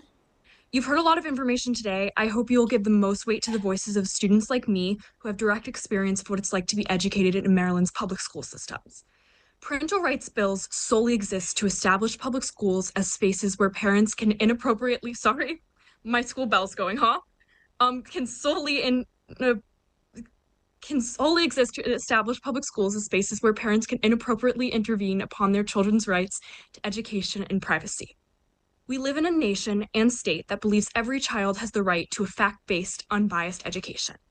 Public schools exist to fulfill the state's obligation to educate children, not an obligation the state has to parents. This bill would allow parents to opt their children out of any instruction that they disagree with. This would not just disrupt classes, it would also result in the targeting of material featuring individuals from the LGBTQ community, as well as other historically underrepresented groups like women and people of color. This would undoubtedly result in school systems watering down their lessons and content to appease to extremist minority groups of parents, devaluing the education public systems provide as a whole. This bill is fundamentally contrary to the values of a constitutional society. The values of public education should instill, like tolerance, the most basic value of a democratic culture. Instead, this bill encourages an education system that teaches that we don't have to tolerate disagreeing viewpoints or alternative perspectives. The scariest aspect of this bill is the way it so casually encodes systemic violence to Maryland law. Children have rights, including the right to privacy, even from their parents when circumstances necessitate it. This bill threatens to undermine these rights. The subsection of the bill that mandates parental consent for students to use preferred pronouns is a direct threat to trans students. Whether out of malice or worse, ignorance, this bill fails to consider that sometimes schools withhold information from parents because a child has disclosed to the school their parent is unsafe. Marissa, you passed the 2 minutes. If you could close up, finish your thought, final thought. I owe almost everything I am as a student and as an individual to Maryland's public school systems. All children deserve access to an excellent education, unlimited by political posturing. Okay. And because of this, I know an unfavorable report to this bill is the only answer. Okay, any questions for Ms. Davenport? Okay, thank you. We're going to next go to our next virtual witness, also a student, Richa Tripathi. Richa? Yep, I'm right here. Okay, and you've got up to 2 minutes, and you've signed up unfavorable, so why don't you proceed? All right. Good morning, honorable members of the committee. My name is Richa Tripathi. I'm a junior at John F. Kennedy High School, a Title I school, and this is my second testimony to this committee this week. I'm here to urge an unfavorable report on SB 0948. For the past 3 years, I have been on the executive board of an organization called MoCo Pride Youth, and intern, then director for the Lynn Harris Internship LGBTQ+ Inclusivity Committee, and a member of the Maryland Coalition for Inclusive Schools. This unique intersection of student advocacy has led me to be part of the fight against installing opt-out options for parents because of books representing LGBTQ+ individuals being added to our English curriculum in my own county. Let's be clear, this case has gone from the countywide level to national appeals courts, and at every level thus far, it has failed because Maryland law states that a student can only be pulled out of certain units in the health curriculum, which actually includes sexual subjects. And let's be direct, it is no more sexual to represent a gay couple than it is to represent a straight one. And even though this case has failed over and over again, each and every time I come back to a table, unfortunately now it is this table instead. The goal of this bill is to protect the kids by ensuring their parents know what they're learning, right? But what about protecting the teenagers pulled out who just want to learn like everyone else? What about protecting the trans kids with transphobic and possibly abusive parents? And what about protecting me, a student who has had to fight for years at a table, having my mental health severely damaged and having to pull out of advocacy several times when hearing time and time again that my classmates' parents don't condone my lifestyle? It is the responsibility of public education to side with the student, not to appease the parents. That is why we're not all homeschooled. Don't let the vague language and seemingly good intentions distract you from the harm that this bill could do for students like me. And for the sake of our students, vote against it. Thank you. Okay, any questions for Mr. Tripathi? Okay, thank you. Next witness, Megan Stollard. Is Megan Stollard here in the queue? Yes. Okay, Megan, you've got up to 2 minutes and you're signed up unfavorable, so you can start. Good morning, Chair Feldman, Vice Chair Kagan, and honorable members of the committee. My name is Megan Stallard, and I'm a sophomore at Poolsville High School urging an unfavorable report in committee on SB 0948. This bill would require parental consent for students to use preferred pronouns in school, which will cause social isolation for the 31% of transgender people with prejudiced and unsupportive parents, thus directly increasing their risk of depression and suicidal ideation. In addition, this bill would allow parents to opt their children out of any instructional units. In practice, it will most likely be used to remove children from LGBTQ+ inclusive curricula, which unfortunately remains one of the most divisive issues in education. The impacts of this are twofold. First, it will harm queer students, especially those with prejudiced parents. A meta-analysis from Grand Valley State University concludes that a school environment that, quote, protects and empowers LGBTQ+ students, including through inclusive curricula, lowers the risk of bullying, self-harm, and death by suicide among queer youth. This bill threatens the rights of these students to elements of curricula which are crucial to their well-being. The second impact of this piece of the bill is that it will allow non-LGBTQ+ students with prejudiced parents to remain in an echo chamber. In a society so full of hatred, encouraging more children to grow up hateful is disgraceful, and as a queer student myself, I find this bill appalling and dehumanizing. Finally, this bill calls to mind the 1920s controversy over including evolution in curricula. Looking back, it is clear that teaching evolution is the right thing to do, and that teaching creationism in its place deprives children of their right to a fact-based and thorough education. This bill will do the same. Senators, I urge you to be on the right side of history by giving an unfavorable report on SB 0948. Thank you. Okay, thank you. Any questions for Ms. Stollard? Okay, seeing none, thank you again. Which brings us to our final witness on this bill, Shanti Trivedi. Is Shanti here? Okay. Okay, Shanti, you've got up to 2 minutes, and again, you're unfavorable. I sort of want to cede my time to the children. Great job, guys. My name is Shanta Trivedi, and I'm here on behalf of family law professors at the University of Baltimore and the University of Maryland, the only 2 law schools in the state. We all teach and write about family law, including the constitutional rights of parents. I'm also here on behalf of the Center for Families, Children, and the Courts at UB Law, and the parent of 2 elementary school children in Montgomery County. And I find myself in an extremely strange position as I've spent the better part of my career representing parents in child welfare proceedings and advocating for parents' rights. But I'm here to oppose this bill because it exceeds the limits of the fundamental right to parent. It reduces the important role of the state in educating children, is against Maryland's public policy, and will ultimately be harmful to marginalized children. Supreme Court cases establish that parents have a right to make decisions about the education of their own children. As our written testimony details, those cases do not establish the right to make decisions about school curriculum that affects many other children. Parents and states share responsibility in educating children to live in a pluralistic society, and this bill would allow parents to completely override the state's role. The Supreme Court has already said that the state's authority is not nullified just because a parent grounds his claim to control the child's course of conduct in religion or conscience. It would also create an administrative nightmare for already overburdened school personnel. Parental involvement is, of course, important, but there are many opportunities for parents to be involved in their children's education. They could review their homework, attend parent-teacher conferences, or ask their children what they're learning at school. If they object, they can complain to the teacher, principal, PTA, school board, or superintendent. Under certain circumstances, Maryland has already recognized that children need to be free to seek care without interference from their parents. Young people are already free to discuss reproductive and mental health issues, substance use, and sexual health with their physicians without parental interference under Maryland law. This bill would also burden the creation of crucial student-teacher relationships for transgender children with non-affirming parents, and in many cases would require educators to act against their students' best interests. This bill provides ammunition for some parents to undermine diversity and inclusion efforts, as groups of parents who object to the accurate teaching of history, including that of Indigenous, Black, and LGBTQ people, seek legal authority to do this through this bill. For these reasons, and because I believe this will lead to the erasure of important learning on our differences that are crucial for ensuring a tolerant society, we urge an unfavorable report. Thank you for your time. Okay, thank you. Any questions for our virtual witness? Okay, seeing none, that concludes the bill hearing on Senate Bill 948. Thank you.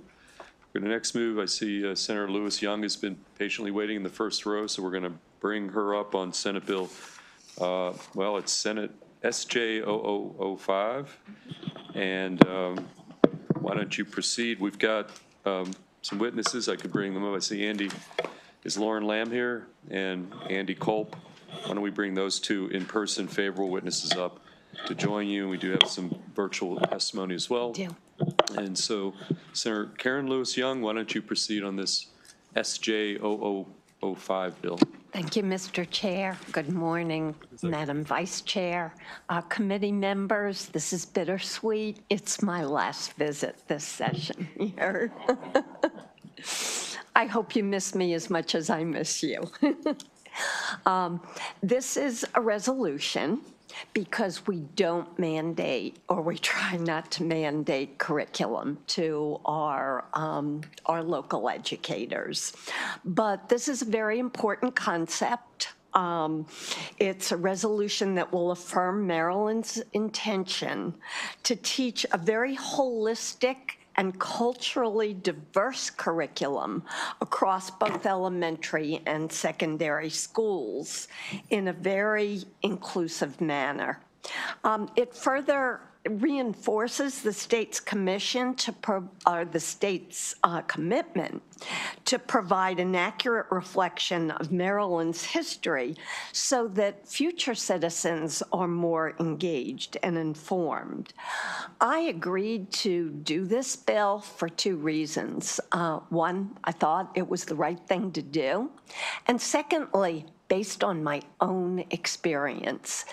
In high school, I learned a lot of dates and I learned a lot of events, but I didn't learn about the people that make American history so rewarding, so prosperous.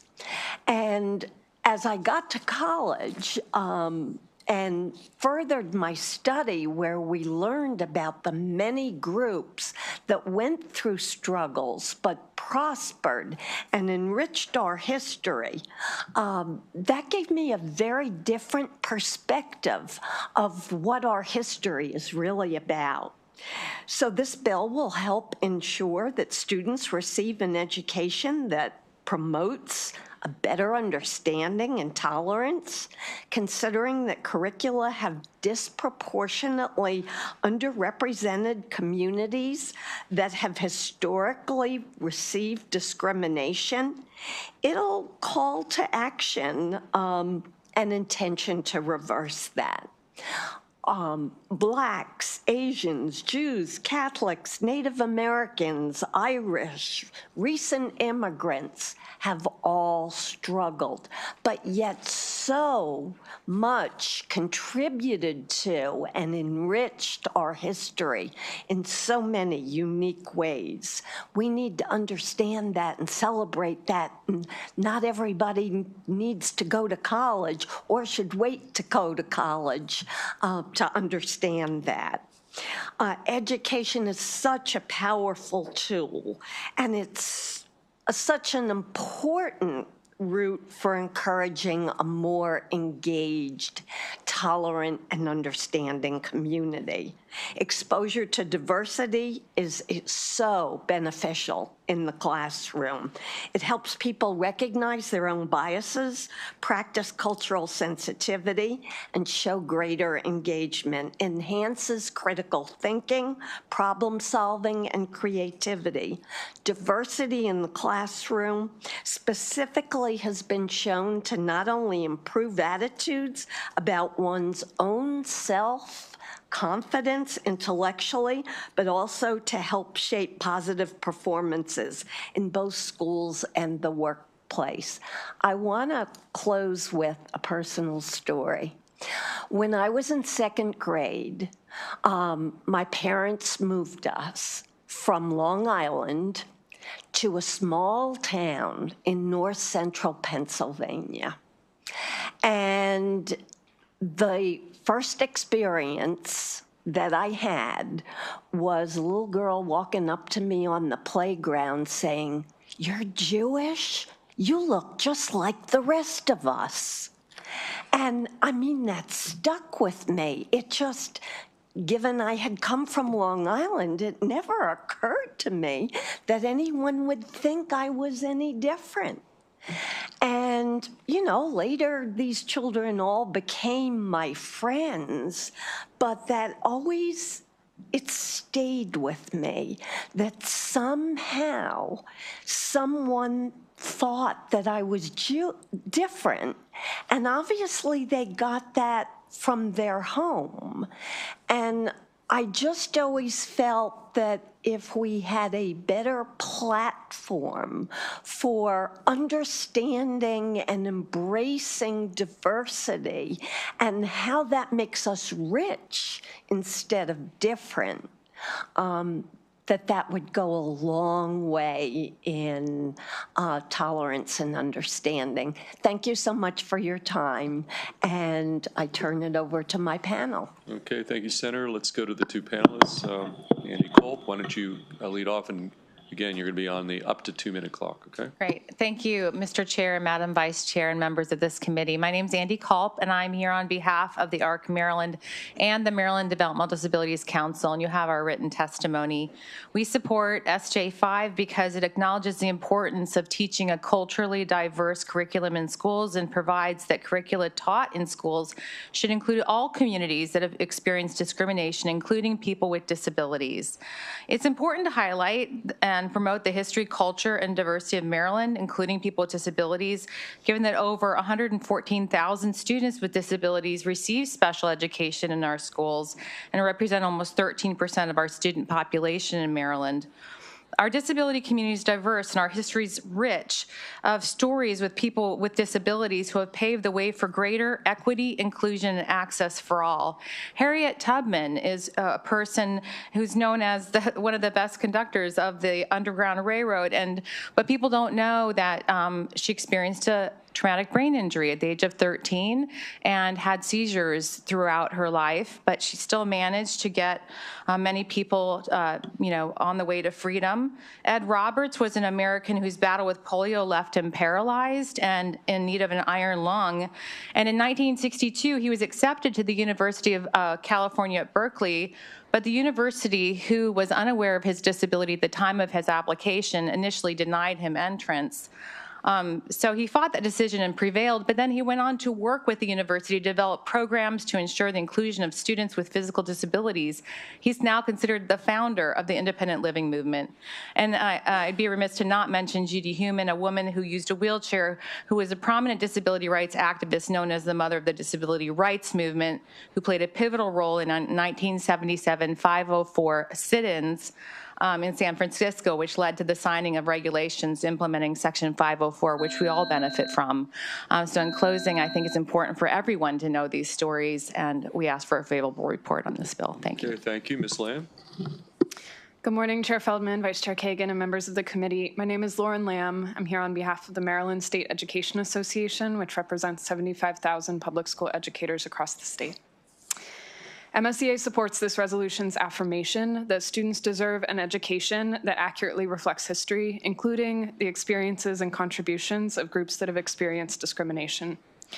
When students grapple honestly with history, they're better prepared to understand the real-world issues and work toward a better future. A historically accurate curriculum teaches students to think critically about the world around them and learn from the past. And a multicultural education helps students develop awareness, understanding, and respect for all. It is our hope that this resolution will support a holistic review, evaluating and updating state curriculum standards with the input of educators, families, and members of underrepresented communities. As educators, we unequivocally believe that diversity makes us stronger, and all students deserve an honest and accurate education. We urge the committee to issue a favorable report. Thank you. Okay, thank you. Any questions for the sponsor, Senator Karen Lewis Young, or the two witnesses? And then we have a couple of virtual witnesses as well. Senator Simoner. Thank you, Senator. Nice seeing you again. I'm used to seeing you in that seat over there. Yeah. Anyway, I think I've been on this committee for 14 years now, and we've had mandated curriculum come through here every year, it seems, and occasionally we'll pass some bills. Most of the time we don't. So I guess my policy question is, if we pass a resolution like this, is this going to be the new norm that senators are going to come in and say, I can't get it through mandated curriculum, so we'll do a resolution on financial literacy or the Holocaust, and just, once we open this door, it seems like all the other senators are going to start putting resolutions in. I'd just like to hear your thoughts on that. Get that mic over there. Yeah, that's a really good question. I'm not sure.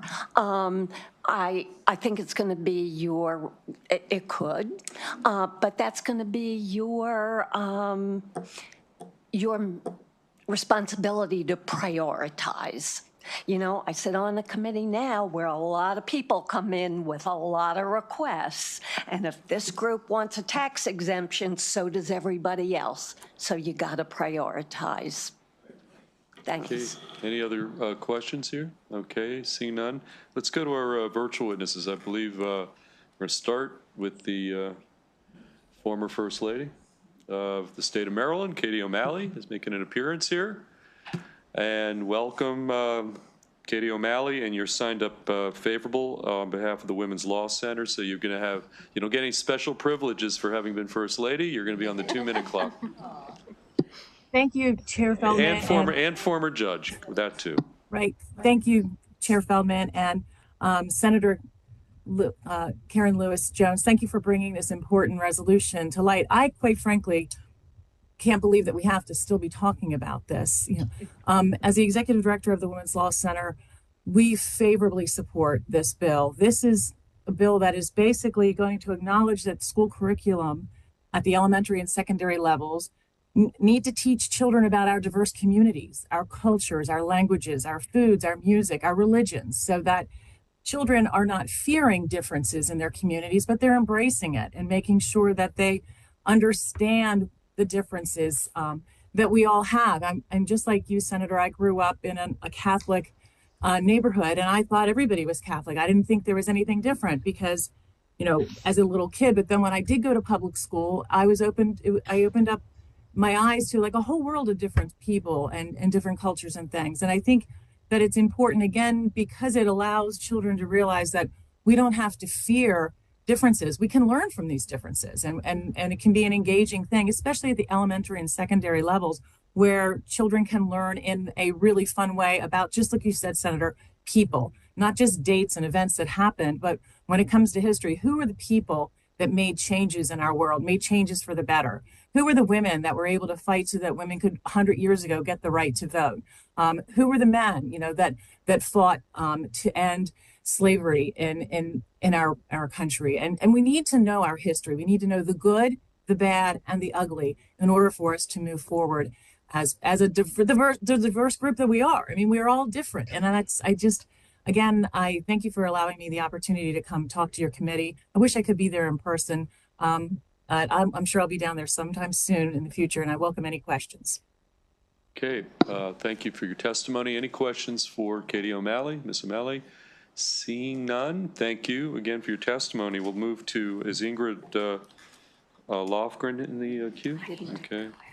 Ingrid, you've got up to 2 minutes, and you're signed up favorable. Thank you. Good morning, Chair, Vice Chair, and members of the committee. My name is Ingrid Lofgren, and I'm an attorney with the Public Justice Center's Education Stability Project, which provides free legal representation to students and families statewide in school discipline cases and advocates for educational equity. We are in full support of this resolution, which upholds the importance of diversity in elementary and secondary education. We know in Maryland that a culturally diverse and inclusive curriculum has educational and social benefits for all students and fosters learning environments that provide an equal opportunity to learn and better prepare students to work in our diverse state, country, and world. This resolution affirms these values at a critical time. I won't repeat the many important points laid out in the resolution. I do want to give a specific example of why this is so important in the real lived experiences of children in our communities. In Maryland, Black students are about 3 times more likely to be suspended or expelled than white students, despite nearly identical rates of enrollment and misbehavior. Students with disabilities are twice as likely to be suspended or expelled than non-disabled peers. And this gap remains even when controlling for poverty and other variables. Instead, research shows that implicit bias, cultural stereotypes, and explicit prejudice drive disproportionate rates of exclusion from school. Exclusionary discipline is connected to a range of negative outcomes like academic failure, dropout, and legal systems involvement. These are the real world harms referenced in the resolution. It's not rhetoric. We're talking about real life outcomes for our children. The good news is that diversity initiatives in education can prevent disparate impact in discipline because they foster stronger student-teacher relationships, safer school communities, and mitigate implicit bias in discipline and other decision-making. For these reasons and many others, we urge the committee to move favorable on this important resolution. Okay, thank you. Questions for Ms. Lofgren? Okay, seeing none. That brings us to our final witness in the queue on this bill. Is he here? Okay, he's not here. So that concludes the bill hearing on Senate Resolution 5. And we're going to next move. We have some witnesses, I think, in the out here that have some time constraints. So we're going to take Senator Hester, Senate Bill 906, if that's, does that work for you, Senator Hester? Okay. Senate Bill 906, we're going to take up next. And I've got Christine Harding, Richard Kincaid signed up straight favorable. And then we have a couple virtual witnesses. And then I think those are the two in-person witnesses. So Senator Hester, why don't you present Senate Bill 906? We'll take the two witnesses and then we'll go to the virtual testimony, okay? Thank you, Chair Feldman, and members of the esteemed EEE Committee. For the record, Senator Katie Hester here to present on Senate Bill 906, the K-12 Artificial Intelligence Act. I'll be brief because this bill has a similar background story as one I presented earlier on artificial intelligence. And really, the two bills could go hand in hand. The first one created a needs assessment, and this one adds to that. So just in case you weren't here for the first hearing, we have seen artificial intelligence really take off in the past couple of years, and it can have a really profound impact on our school systems. For educators, it can help to streamline their administrative tasks. For students, it can help with tutoring in a personalized one-to-one manner to supplement teachers. And for schools, it can expand access to learning, career exploration, adaptive instruction, and much more. However, there are also risks: bias, cybersecurity, and misinformation. So what this bill does is four things. First, it establishes the AI in Education Task Force, composed of educators, students, policymakers, and stakeholders, to really look at artificial intelligence role here in the state of Maryland and recommend possible responsible implementation into the K-12 curriculum and career programs. Second, it requires the State Department of Education to collaborate with the State Board and the AI Task Force to develop statewide AI guidelines by March of 2027. Third, it directs the development of AI literacy programs, providing teachers and administrators with training, courses, and monthly webinars. And fourth, in order to ensure transparency and accountability, it requires the department to publish AI guidance online and mandates that county boards report on AI integration and compliance with data privacy laws. As I said when I was here a couple weeks ago, I've been on the Southern Regional Education Board along with Delegate Eric Ebersol and some of my colleagues, friends from the State Board of Education, the State Department of Education who are here today. And we're seeing this happen across many of the states on that commission. We are working on amendments that will, I think, remove DeWitt's opposition.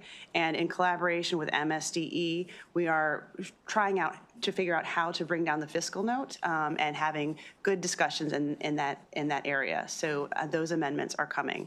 And with that, I would like to turn it over to the State Department, who's here with support. Thank you. Okay, sir, tell us, give us your name and you'll be on the 2-minute clock, okay? Thank you. Thank you for having us today. This mic a little bit closer there. Can you hear me? Thank you. Thank you, Chair Feldman and committee. I'm Sean Fritz-Rushing. I'm this Assistant State Superintendent of Education over Operations Administration. And this is my fabulous colleague.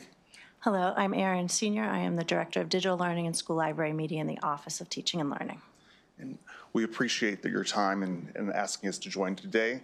And it was an honor to work with Senator Hester on making amendments to this piece of legislation. This legislation will guide the students in harnessing the potential of artificial intelligence while also mitigating those risks. So MSDE and the State Board fully supports Bill 906. This bill will require MSDE to work with a task force to build a framework to implement AI education into our schools. It will require MSDE to conduct professional development for our educators. It will integrate artificial intelligence into the workforce development programs, as well as establishing a reporting structure to ensure accountability. I'm pleased to be here to discuss artificial intelligence and how we can ensure digital literacy and safety for Maryland students, educators, and families.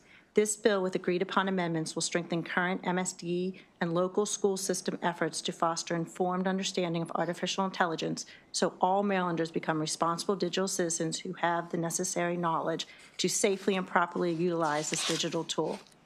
One of the agreed-upon modifications streamlines resource management by removing the mandated annual AI tools list.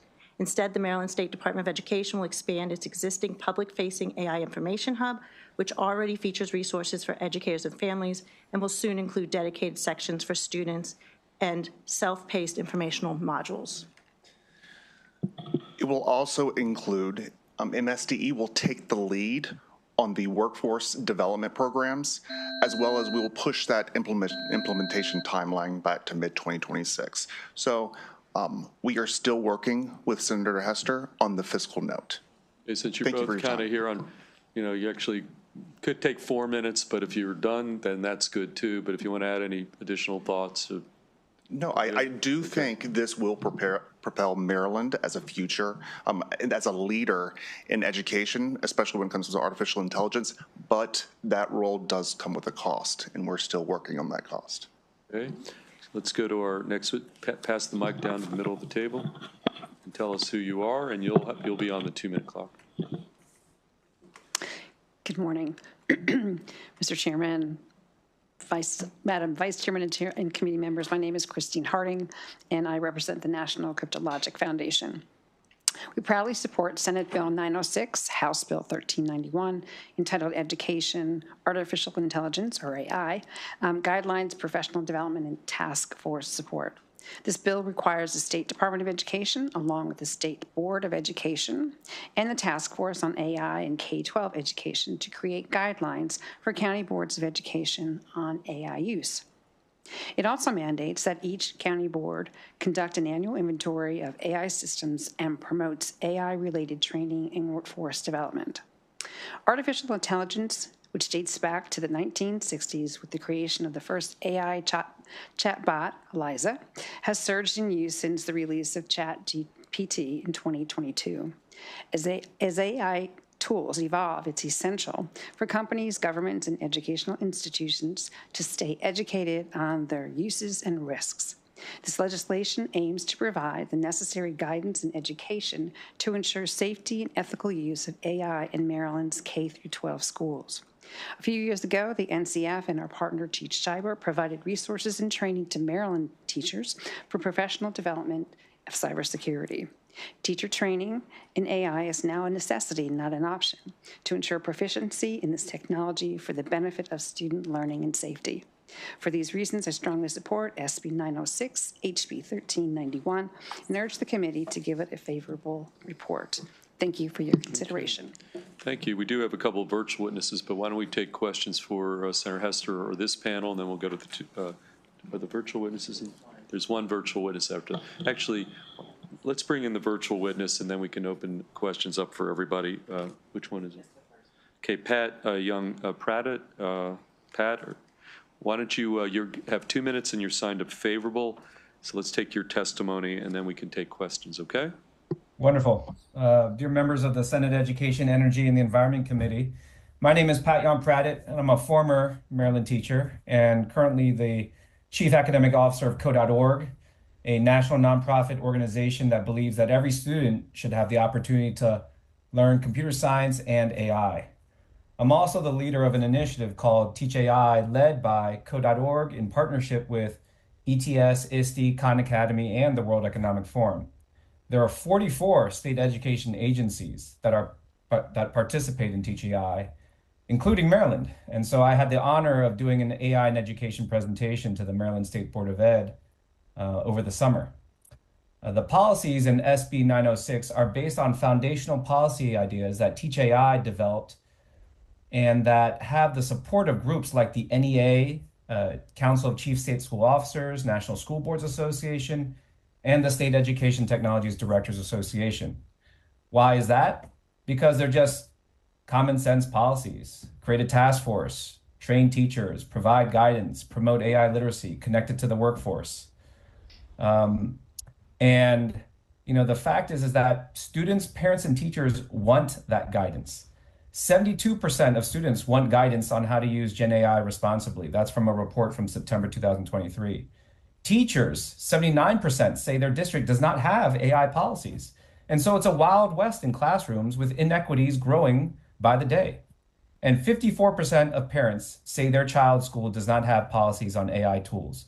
And that's National Parents Union, December 2024. The fact is, Maryland is actually set up to succeed and be a leader in AI in education. You've done so well when it comes to computer science, putting it in every high school. That's a firm beachhead for scaling out responsible AI in education in the future. Thank you. Okay, thank you. So we're going to turn to questions. Senator Carrozza, whoever you want to direct your question to, it's all yours. Then we'll go to Vice Chair Kagan after that. Thank you, Mr. Chair. And Senator Hester, thank you for the bill and your leadership on these issues overall. I had the opportunity to be a moderator for one of the MML conferences on artificial intelligence, and a lot of these questions came up, at the municipal level. So I understand what we're trying to do here. My question to you is, when we communicate about artificial intelligence, I never liked the term because it just sounds like it's fake, like it's something where you might be doing something that's not your real work. And is there a way in how you envision this, especially with the school system, that how we talk about artificial intelligence, like even the definition, that information prepared by others that's used as a digital tool or whatever that definition might be, but just something that even before we start talking about we need to have AI, policies, which we do, just the terminology that sets a tone in a positive way that doesn't make it sound like it's misleading when you use it. And Senator Hester, I don't know if you have your own views on how we talk about artificial intelligence in the general sense before we talk about defining policies. I really appreciate the question. Thank you for asking it, Senator. I would maybe just answer briefly and then toss it over to Pat Young-Pradict. I think that it's new for all of us. So defining what artificial intelligence is now and the different tools that it's used for. In the testimony, there's kind of this flow chart here, which talks about just AI chatbots, right? And, can a student use it to help us start an assignment? Can I use it to do an idea explainer?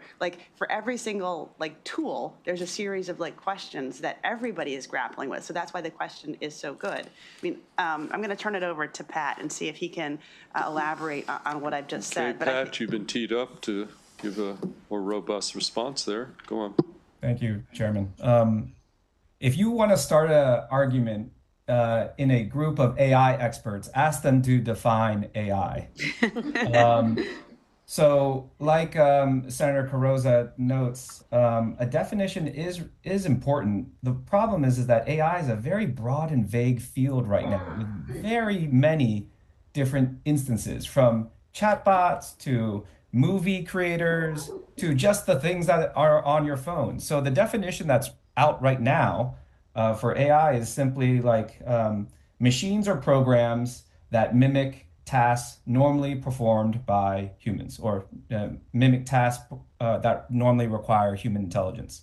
Now, when it comes to AI literacy, which is AI in education, there is actually a definition. It's a slightly technical one, so I'll start with the simple one. It's simply how to use AI responsibly and effectively, and understanding how it works. The larger definition is AI literacy refers to the knowledge, skills, and attitudes associated with how AI works, including its principles, concepts, and applications, as well as how to use AI, such as its limitations, implications, and ethical considerations. And that's one follow-up on that, and I appreciate that, but do you acknowledge, and the folks from MSDE as well, that part of this, especially going into the school systems with this, is that in order to prevent the misuse of AI, which I think is, what we're grappling with as well, that the understanding that, a digital tool, used properly, is a positive. And just that, again, that artificial intelligence term, it throws me, but that it's information that's been prepared by someone else, and it can be used as a digital tool in an appropriate setting, that's what I'm grappling with. At MSD, because you'll be going in working with the school systems on this, correct? Correct. And I think it comes down to, as with any digital tools, there are always pros and cons with those tools. There's always, you need to think about how can you ethically and responsibly use a tool. And that's the same with AI. So it's getting information out to our teachers, it's getting information out to our students, and it's getting information out to families so that families can also help their students and their children make informed decisions as well. So I think the term is broad. It's going to be changing all the time, but it's really getting that information out so that people can make really good, safe, ethical decisions. And from the standpoint of a student's integrity with a project or an assignment, will it be clear that, I did this report and it is based on AI or it's entirely on AI? So whether, that question of, is it just AI or is it, I use pieces of it. So there's an acknowledgement of what is your work, like what you actually did in research, and what you basically Googled and pulled off the computer. Yeah, and I would say we've had that and dealt with that even, when people had encyclopedias, you talked about what was plagiarism, what did you do with this is the same thing. You're going to have to talk about AI and what AI is and get the information out to school systems and set up conversations and discussions and take policies you may already have in place and weave and integrate AI into those policies instead of maybe creating something that's just focused on AI. Senator, did you want to add anything? I just think that this conversation we're having right now underscores the need for the task group, the work group, and I think having teachers, students, parents, MSD involved, and one of the things that is in the fiscal note is they need. This is our whole AI team for teaching across the entire state. 2 people who's got this as other duties as assigned, right? So they need a couple people to help do this, including a contractor to run the task group for contractual person for the next year. Thank you. Okay, thank you. Senator Washington? Again, thank you. Thank you, Senator, and thank all of you for this. Would it be fair to say that, in a sense, what you're saying is where there's no guidance, there's a vacuum? You refer to the Wild Wild West. And so that we do have rules about plagiarism, that that you can't, that we have other rules, and this is a new technology, a new way of getting information. It's also sort of easier. It's hard to cut and paste from the encyclopedia back in ancient times. You had to take it off the shelf and actually transpose it. And now, it's just so much easier. And maybe in some ways it's difficult to differentiate what is what do you own and what are the thoughts of others. And so having those conversations, I think would be a good one. Thank you. Thank you. Okay, Vice Chair Kagan. Senator Hester, as Senator Carrozza said, thank you for your leadership on this and so many important cutting-edge issues in our state. And I think there are a lot of components of this. I'm just going to ask one question because I suspect if our committee is going to discuss this, debate it, or move it, I suspect we're going to spend more time. But I'm going to ask one question for public conversation. On page 2, near the bottom here, lines 27 through 30, and especially with MSDE here, the department, in consultation with the Department of Information Technology, shall develop and annually update a list of commonly available artificial intelligence tools approved for use in schools.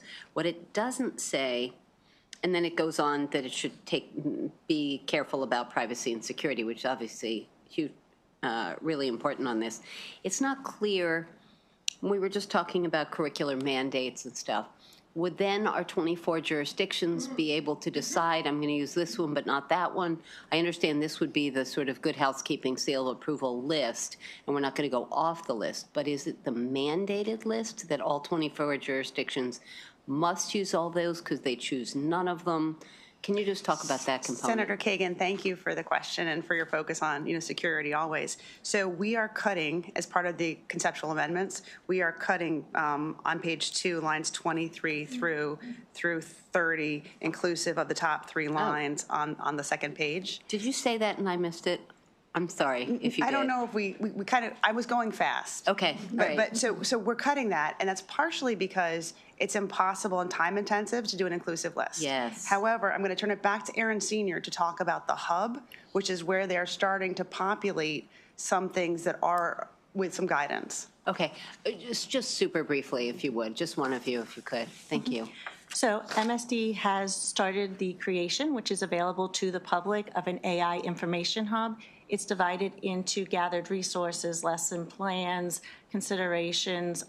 It's focused right now on a page for educators is out there, and there's a page for families. We're currently developing a page right now for students that will provide them information and resources along with common terminology. And we're also going to be developing AI little mini modules that people could click on and learn more information as well via that way asynchronously.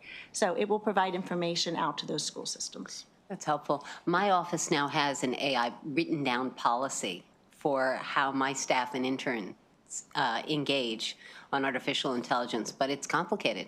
And we're all learning as we go here. So thank you, Mr. Chair. Before we go to Senator Watson, just to clarify, so you two are, for the entire staff, I mean, it's just a staff of 2 on such a, could you just clarify exactly? I'm just trying to get a sense of the topic is complicated and yet, repeat what you said about the. So, I mean, I'll let you guys explain, but I mean, these wonderful people, have been here and actually have jobs, and now they're helping out with AI. As other duties. As other duties as assigned. And so we really need that. Yeah, that's like a total disconnect. We're talking about a topic and then you say this is just part of your side gig. Right. Well, I was Chief Information Officer for Maryland Public Schools, so it just came with me, and Aaron is head of digital technology. So it fits in our wheelhouse, but we do have day jobs. So we would need some type of support, and that support is still under review. Okay, let's go to Senator Watson next. Thank you for this. So I can easily see a body that has a list of approved AI-related products to support teaching in the classroom. I don't see how you can avoid the plethora of products that are available to our students and the fact that they're a lot smarter than we are. They can go and learn R and Python and create their own generative engines and create things on their own. I mean, they can do that. So the problem I have with the whole AI thing is, I think it was the student in Michigan who graduated from high school and totally illiterate. Did you guys hear about that? So she was able to use a speech-to-text translator to do all of her things, and when she went off to school, just found out she was illiterate and then wanted to turn around and sue the school system because they unfortunately didn't catch it. And so it's going to require, I think, some type of, I had to do this in college, I remember. There's one thing to know how to calculate all this, another thing to use a calculator. But at the end of a course, I had to have a conversation with a professor so that everything that I provided over the course of the year, they knew that I was the author and they knew that I had full command of the work. And so teachers are going to have to look at things a little bit differently, because if we don't pay attention, students can slip through the cracks, graduate, magna cum laude, and then go out, out here and be 100% reliant on technology without having the requisite skills. So I just wanted to, ask if you started to look at what the safety blocks are going to be, as you're looking at tools. And if not, please include that. We'll take that question down. We have a director of assessments who would be a much better person to ask that question, answer that question. So I'll make sure to include him and get back to you. Okay. Thank you. Okay, thank you. Okay, seeing no further questions, we do have Hussein Waheed here, favorable with amendments, is one additional witness, but thank you for your testimony. senator and the three witnesses. Hussein, you want to come up here? You signed up favorable with amendments on Senate Bill 906.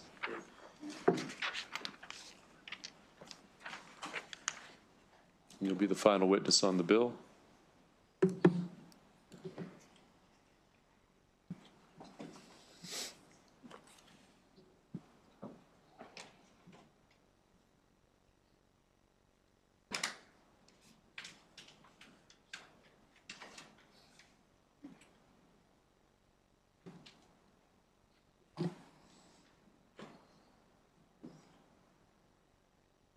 Okay, you almost ready? Yes.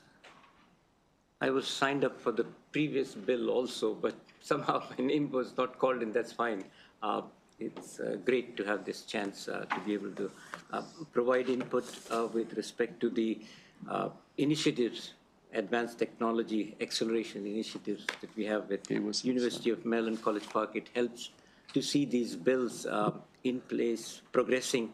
And also, I wanted to point out that, you know, this whole AI and human learning, how do you join the two things together, is part of this initiative and part of the interactive implementation specifications and standards. It brings about the utilization and the learning process together because participants have to utilize and share and collaborate on the solutions development aspect of each initiative.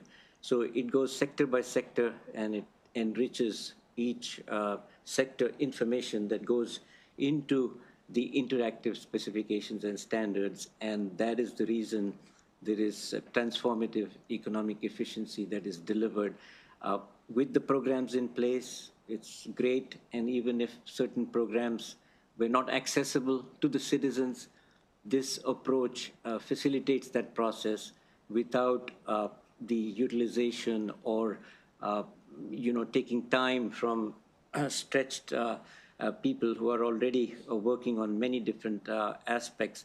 So, you know, because it's independent, it's totally self-supporting, totally self-reliant. Also, it keeps abreast of advancing technologies at the same time. And this aspect has been proven many times because it's open learning and open collaboration. You have far larger number of people participating in it. And that aspect can be very helpful for such programs. If they collaborate more openly with citizens, for instance, there is a greater chance of getting much better product as a result, and you are using less resources. Okay, thank you, sir. Any questions for our witness? Okay, seeing none, that concludes the bill hearing on Senate Bill 906. Is Gretchen here from Senator Love's office? I apologize. I know you've been waiting patiently, but thank you for hanging around. Why don't you come up here? We're going to take up Senate Bill 897 next, and I've got Mickey Chandra, Lauren Lamb, and Cindy Schaefer signed up as witnesses. And Vice Chair, can you just, okay, I'm going to turn it over to the Vice Chair for this piece of legislation, Senate Bill 897. Okay? Thank you. Good morning, Chair Feldman, Vice Chair Kagan, and members of EEE. For the record, my name is Gretchen Zekiel. I am Senator Sarah Love's Chief of Staff, here to present SB 897, which is the Student Technology and Social Media Resource Guide on behalf of the sponsor. And let me just start by saying that this is a great bill for a hearing to follow the one that you just heard about, Senator Hester's bill on AI, because I think that this bill is an important first step in the direction and can help to solve some of the issues that you just discussed in terms of progress, in terms of both technology and social media and resources like AI. But first, I'm going to take you back just a few years, actually many years, when technology and social media were first emerging. My son was 11 years old, he was in middle school, and I attended a parent meeting at his school and learned about the risks involved with technology and social media and a new platform called MySpace. So the next day I went to work and I was chatting with my colleagues about all that I had learned, and one of my colleagues actually had older children and said to me, "I am sure your son has a MySpace page." I said, no. Last night I went home, I did my due diligence, I spoke with him. I am absolutely sure that he does not. Now, I probably didn't even know how to check that. But because my colleague had older children, he did. And lo and behold, when he did the search, my son's page popped up, and I will share for your entertainment value, with the tagline that said, "Genuine Ladies Man," spelled with a J because that was the initial of his first name. So many things have changed since that time. Social media has exploded, right? But one thing that hasn't changed is the fact that it is incredibly difficult to find information about the current platforms and devices that are out there, to learn about the risks and the benefits, who might be using what, at which age, and how they are using that information. And SB 897 is a first step in helping to address that problem.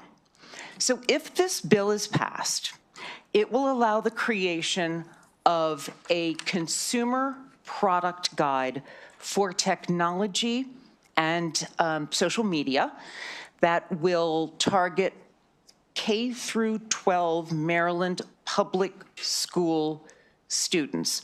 And by the way, our cross-file on this bill, Delegate Wolick, who brought us the bill, said that she and her team did in-depth research. They could not find a comprehensive and consolidated resource guide out there. So what this bill would do is, again, in terms of the creation of the guide, and let me make sure that I get the organization name exactly correct, it will be produced by the National Center for School Mental Health at the University of Maryland School of Medicine in consultation with the Maryland State Department of Education. And it would cover the following product categories: online games, artificial intelligence, non-algorithm-driven virtual communication platforms, e-commerce platforms, smartphones, laptops, and any other relevant products, services, or devices. Each of the descriptions would be written in very easy to understand language. It would take age appropriateness into consideration, and it would include what the product does, any privacy, safety, and data security concerns, how it is accessed and used, any harmful impact on wellness or learning. And you've probably all dealt with that thing called the blueprint. One of the pillars in that is social and emotional health. It will be updated annually. It will also be, by request, available in different languages.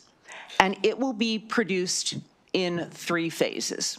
So year 1 will begin with an in-depth needs assessment, and it will provide information on the most commonly used personal products. That will be available in the school year 27-28.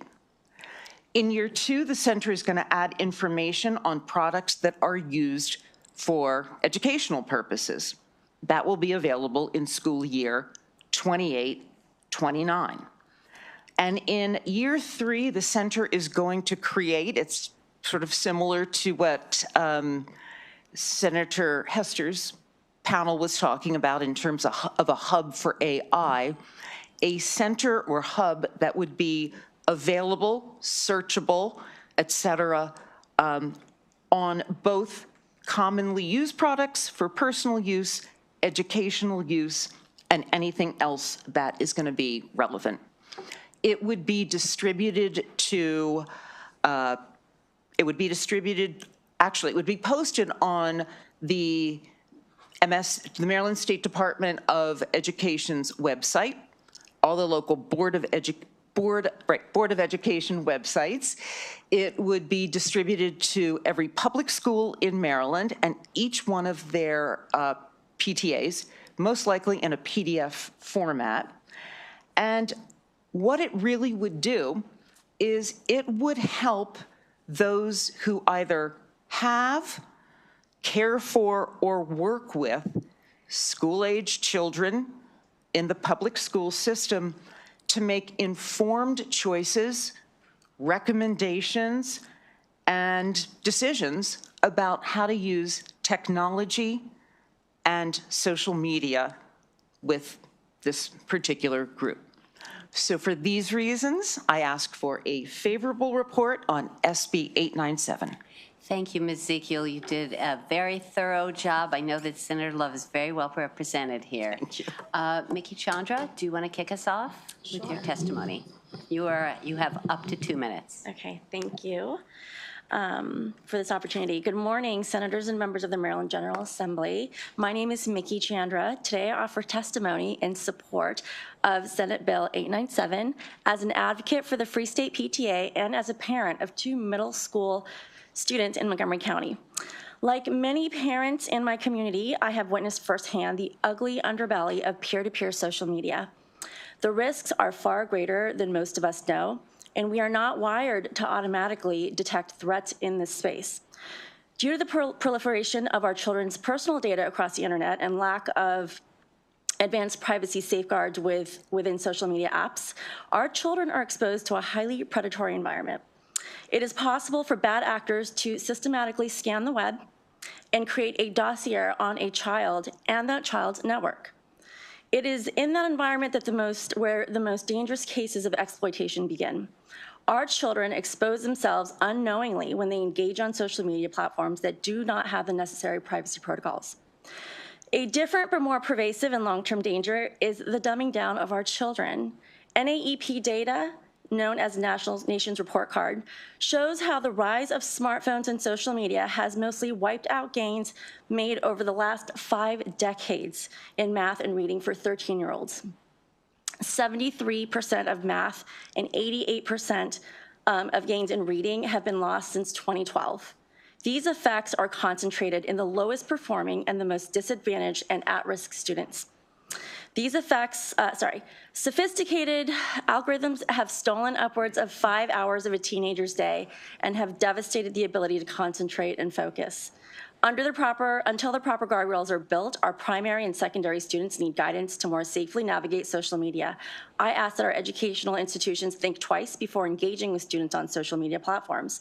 Further, in the process of creating this guidance, it is important to carefully inspect the incentives around use of social media by K-12 schools and the ed tech providers that serve these institutions. Thank you for listening. Thank you, Ms. Chandra. Lauren Lamb, you're up next.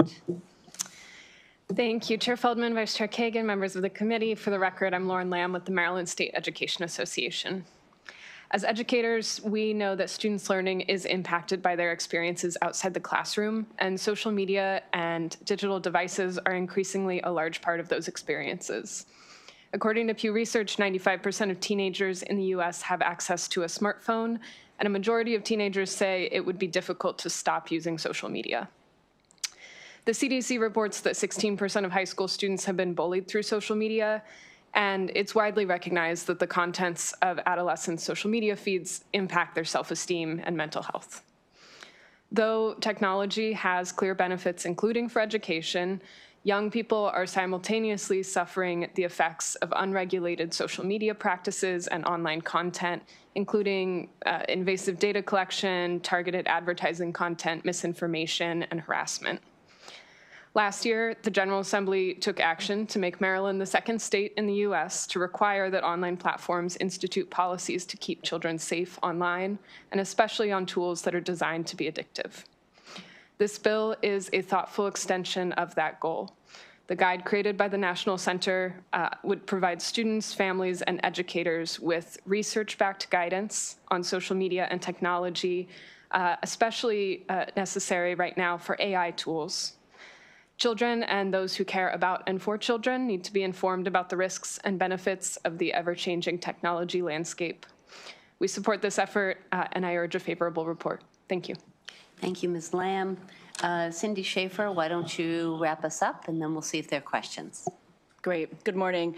Thank you for the opportunity to express my support of this bill. My name is Cindy Schaefer, and I am a child clinical psychologist and professor at the University of Maryland School of Medicine. I also serve on the faculty of the National Center for School Mental Health.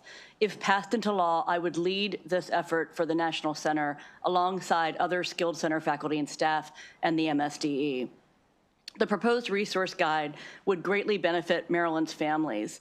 Currently, it is challenging for parents to understand the range of social media platforms that their children are accessing and how their children are using them. Most parents are also unaware of the risk to youth mental health and safety these platforms pose. Evidence suggests that teens with high social media use experience more depression than those who engage in it only moderately. Children engaging in social media are also at risk of exploitation and grooming by adults online.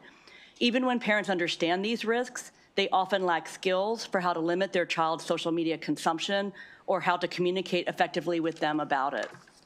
A resource guide would also help schools and families learn about potentially beneficial digital resources, such as high-quality mental health apps.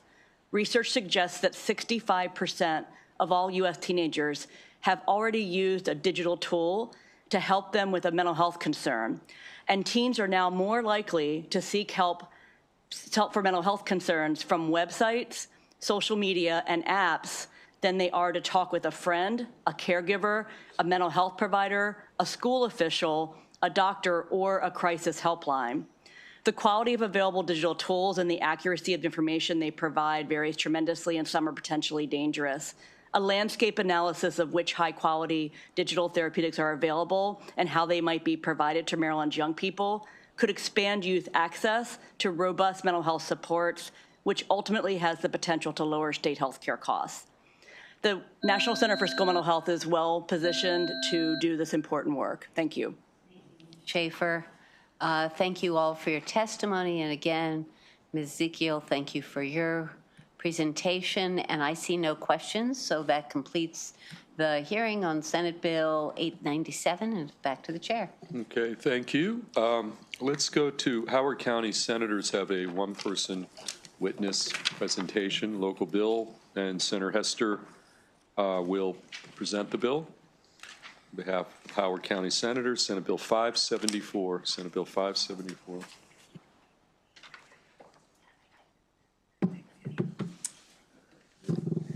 Thank you very much, Chair Feldman, Vice Chair Kagan, members of the committee, here to present this local Howard County bill on behalf of the Howard County delegation. The bill does two things. First, it creates a commission to make recommendation regarding the salaries of the members of the Howard County Board of Education. Second, it re-staggers the terms of appointment of those board of members. The Compensation Commission, I think, is very similar to the Compensation Commission that exists for the Montgomery County Board of Education. And because the board is paid by the county, the bill has the county council approve those recommendations. The rest of the bill is about rebalancing the board terms. Currently, Howard County elects 5 board members during the presidential years and 2 members during the gubernatorial years. So that means that we have like 5 members turnover at one time, which is a huge loss of institutional memory for our board. So the goal of this part of the bill is to re-stagger it so that we don't lose that institutional memory. The Howard County Senate delegation has voted unanimously in favor of this bill. The House delegation is currently debating on it and will vote on it next week. I was surprised to see the letter of opposition from the Board of Ed because they haven't talked to any of us. They just submitted the Board of Ed opposition. And what I can say is that in terms of the restaggering and the length of the terms, I mean, yes, 6 years is a long time for a term, but last year we tried this with 2 years terms, and everybody thought 2 years was too small. So if you want to actually achieve the restaggering, you got to do either 2 or 6 for some of the board members. And so this year we thought that the six was better. And so with that, I'd be happy to try to answer any questions. And we could also get answers from the rest of the delegation. Okay, questions for Senator Hester on this local Howard County bill? Okay, seeing none, that concludes the bill hearing on Senate Bill 574. Senator Carrozza, why don't we go to Senate Bill 879? There is one virtual witness along with yourself. She's not in the queue. Okay, you will be the lone witness on Senate Bill 879. Senate Bill 879. Good morning, Mr. Chair and colleagues. For the record, Senator Mary Beth Carrozza, here presenting my last bill of this session before this committee, and it is Senate Bill 879. And I will note Senate Bill 879 as amended would expand the definition of a duly enrolled student to include non-public secondary school and homeschooled students, to allow for more students to be eligible for the part-time grant program and the early college access grant. This legislation is intended to ensure equal access to dual enrollment programs, no matter a student's educational path. I want to thank Senators Gallion and Simonaire for co-sponsoring the bill. The dual enrollment program improves college and career outcomes for our students. I know our committee members know that. And it reduces the potential financial barriers to college access. Non-public and homeschool students deserve equitable access to college, just like their public school peers. And Senate Bill 879 ensures this opportunity for more Maryland high school students. The update on the legislation, working with the House sponsor and in coordination with Senator Paul Quarterman, who is also a co-sponsor and sponsored this bill last year, Senate Bill 879 has been amended to be a pilot project for Washington County for homeschool students only. So it was introduced as a state bill. The House sponsor has been diligently working this. Their hearing was earlier, and the bill has been amended. The amendments have been sent to this committee. Again, it is now a bill that's been amended, a pilot project in Washington County for homeschool students only. Those suggestions for the amendments were made by the Washington County Board of Education, and again, working with Senator Paul Quarterman in this process. So I would ask for a favorable and swift report of Senate Bill 879 as amended. Okay, any questions for Senator Carrozza? Seeing none, that concludes bill hearing on Senate Bill 879. We're going to next go to Senator Watson on Senate Bill 819. And Senator, we've got Jonathan Carpenter. Is Jonathan, come on up, Jonathan. And we have two virtual favorable witnesses we'll take up next. So Senator Watson, the floor is yours. Senate Bill 819. Next go to Senator Watson on Senate. Okay, let's go back to you, Senator Watson, to present the bill. All right. Good morning, Chair Feldman, Vice Chair Kagan, and colleagues. I'm Senator Ron Watson, representing the 23rd District of Prince George's County. Today I'm presenting Senate Bill 819.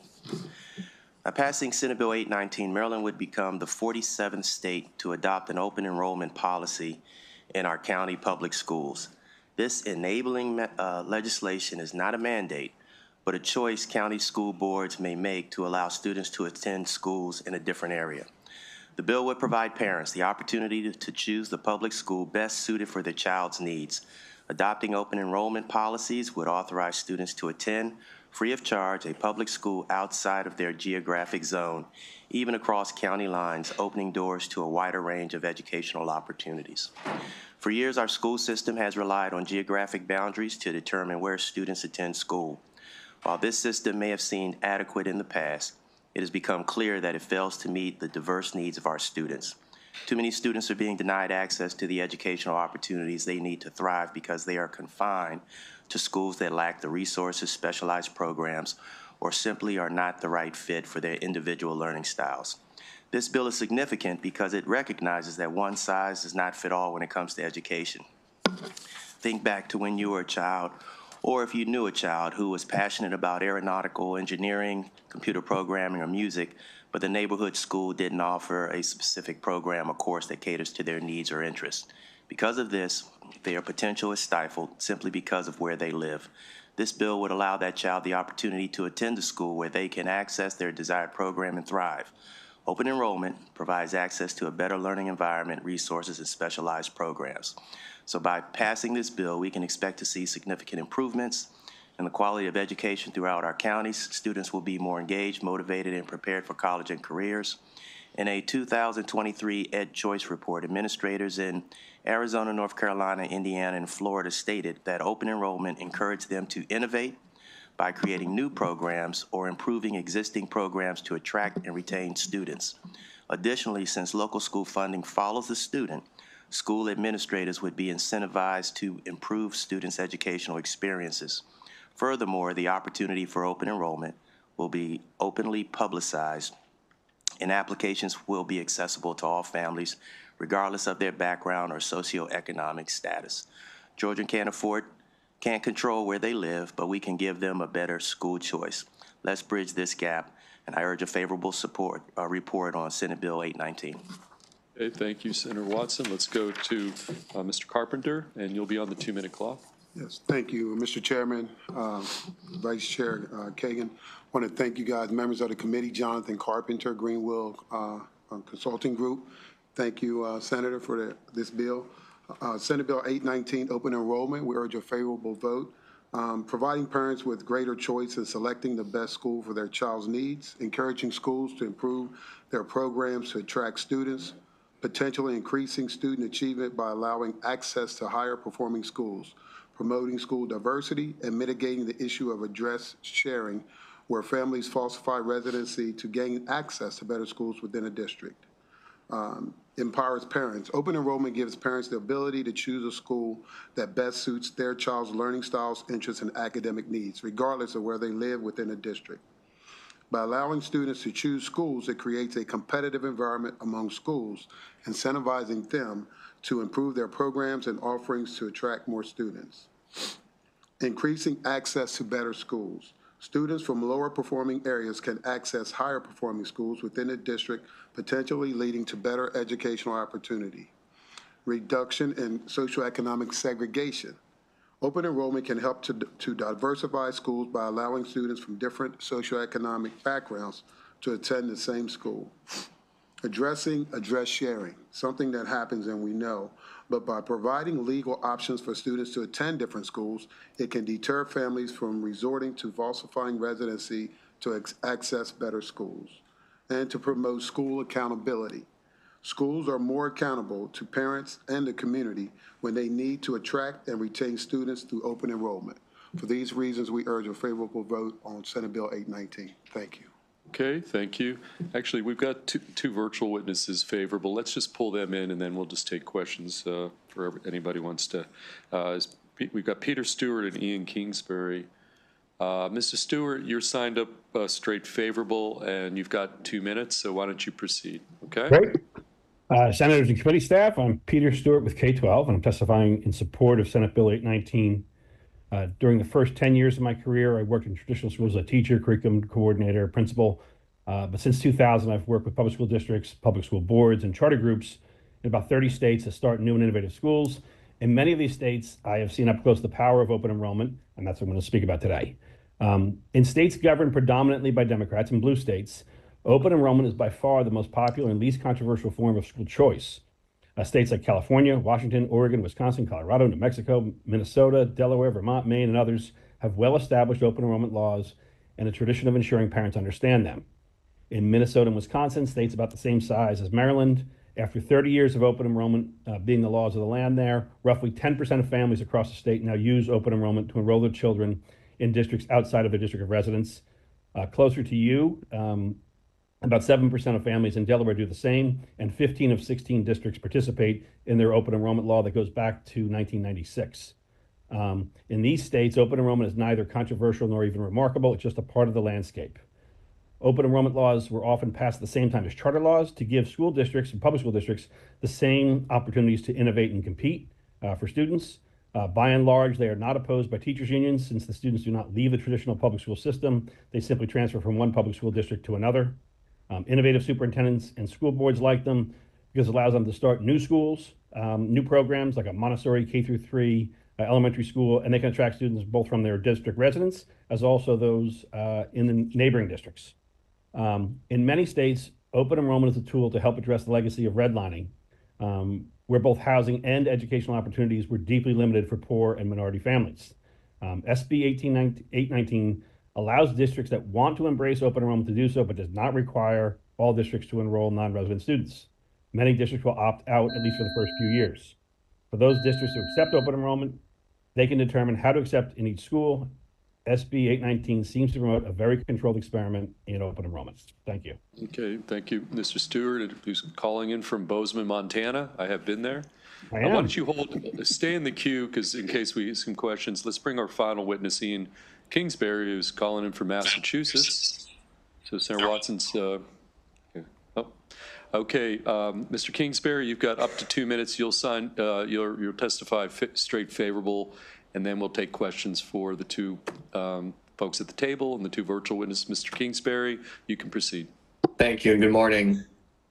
My name is Ian Kingsbury. I received my PhD in education policy from the University of Arkansas Department of Education Reform and completed my postdoc in your neck of the woods at the Johns Hopkins Institute for Education Policy. In policy terms, it's often observed that there are no solutions and only trade-offs. District open enrollment is one of those rare cases where the adage does not apply. The benefits are many and the drawbacks are remarkably modest. The greatest benefit, which other folks have already talked about, should be obvious.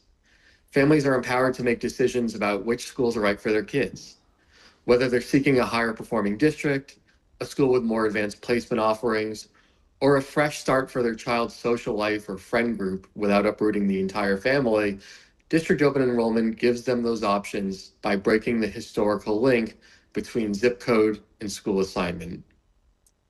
It shouldn't take research for us to recognize that giving families these options is desirable. But it also shouldn't surprise us that research corroborates the benefits of district open enrollment.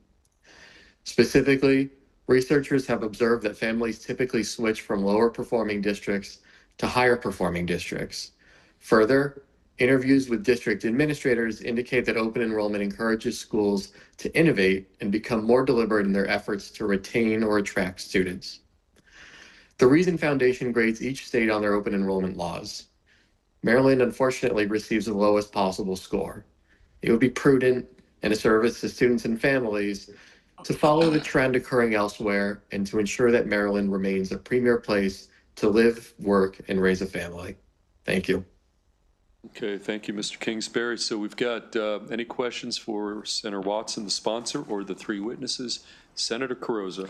Thank you, Mr. Chair. Senator Watson, thank you for this bill. I know that you tend to be selective in the education bills that you'll sponsor, given your previous background as a member of the Board of Education. So my question to you is, how do you envision Senate Bill 819 working in Prince George's County?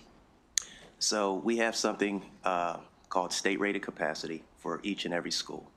And there's a formula by which the state has come up with to tell you exactly, based on a number of classrooms, how many students can attend that school. We expect to see a website posted by the schools who decide, the school districts that decide to opt in, of how many students are enrolled and how many vacancies exist. We don't want, this has nothing to do with making schools overcrowded. It only applies to schools with excess capacity. So if a school is already at their state-rated capacity, they don't have to accept any applications at all. The schools also have the ability to deny an application for students who, for some reason, were expelled at a prior school, had some some issues with respect to discipline and those types of things, or if the school cannot meet the requirements of the student wanting to attend. In other words, does not have the program that they want to. And that's explicitly laid out, in here. And once a student attends, then they do not need to do a new application for subsequent years until they graduate. I think those are the basic framework of the bill, and I believe that's how it's done in the other 47 states. Is that right? Yeah, I would, Peter, if you could, Mr. Chairman, speak to that also. Yeah, that's fine. Come on.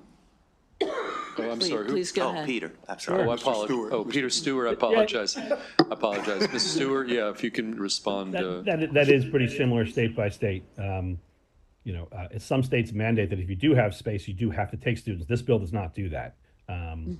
The other issue that comes around is around funding. And in all cases, open enrollment, the state dollars follow the student. In some cases, both the state and the local dollars follow the student, or some portion of the local dollars follow the student. Those are the major differences among the states. Thank you. Okay, any additional questions of any of the witnesses? Okay, seeing none, that concludes the bill hearing on this piece of legislation, Senate Bill 819, and we're going to go to the final bill of our day. We've got Chief of Staff to Senator Ben Brooks. Kim, why don't you come up here on Senate Bill 715? This will be our last bill, and you take the time you need to present Senate Bill 715. We do have Lauren Lamb coming to the table. Is Michael Mason here? Signed up as part of a panel. I don't know if Mr. Mason's here. Don't see him.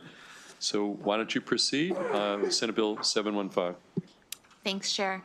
And thanks, Vice Chair and committee members. For the record, I'm Kim Shiloh, Chief of Staff for Senator Ben Brooks of the 10th Legislative District for Baltimore County, here today on his behalf to present SB 715, Student Service Learning Hours Financial Literacy Course. The purpose of this bill is to encourage our students to become financially literate. Currently, Maryland students are required to complete 75 hours of service learning hours to graduate. This bill will allow students to supplement their required service hours with financial literacy courses approved by their local county board of education starting in the 2026-27 school year. The county board of education will determine the weight of financial literacy courses compared to the service learning hours. The National Financial Capability Study, an independent organization, studies Americans' financial literacy knowledge by interviewing individuals across the United States, performed a study. In their most recent study, they investigated the financial outcomes of Marylanders who learned financial literacy in high school. Their findings are concerning. 63% spend more than their income, 22% don't have a savings account, and 41% paid the minimum balance on a credit card. Those findings demonstrate that while our students are being taught financial literacy, they are not becoming financial literate. SB 715 will enable students to earn service hours from taking an eligible financial literacy course offered at a high school, institution of higher education, or an organization approved by the county board and apply them towards the required student service hours. It allows students to take advantage of existing financial literacy courses instead of mandating this course on our local schools. Moreover, Maryland has some of the strongest community colleges in the nation, and this bill has the added benefit of introducing high school students to a higher education environment. If a student takes a financial literacy course at a community college, they may then choose to take advantage of a dual enrollment program offered through many of our Maryland counties to continue their college studies. Allowing students agency in choosing their education produces more active learners. By incentivizing students to substitute service hours for financial literacy courses, we can boost students' engagement with their education.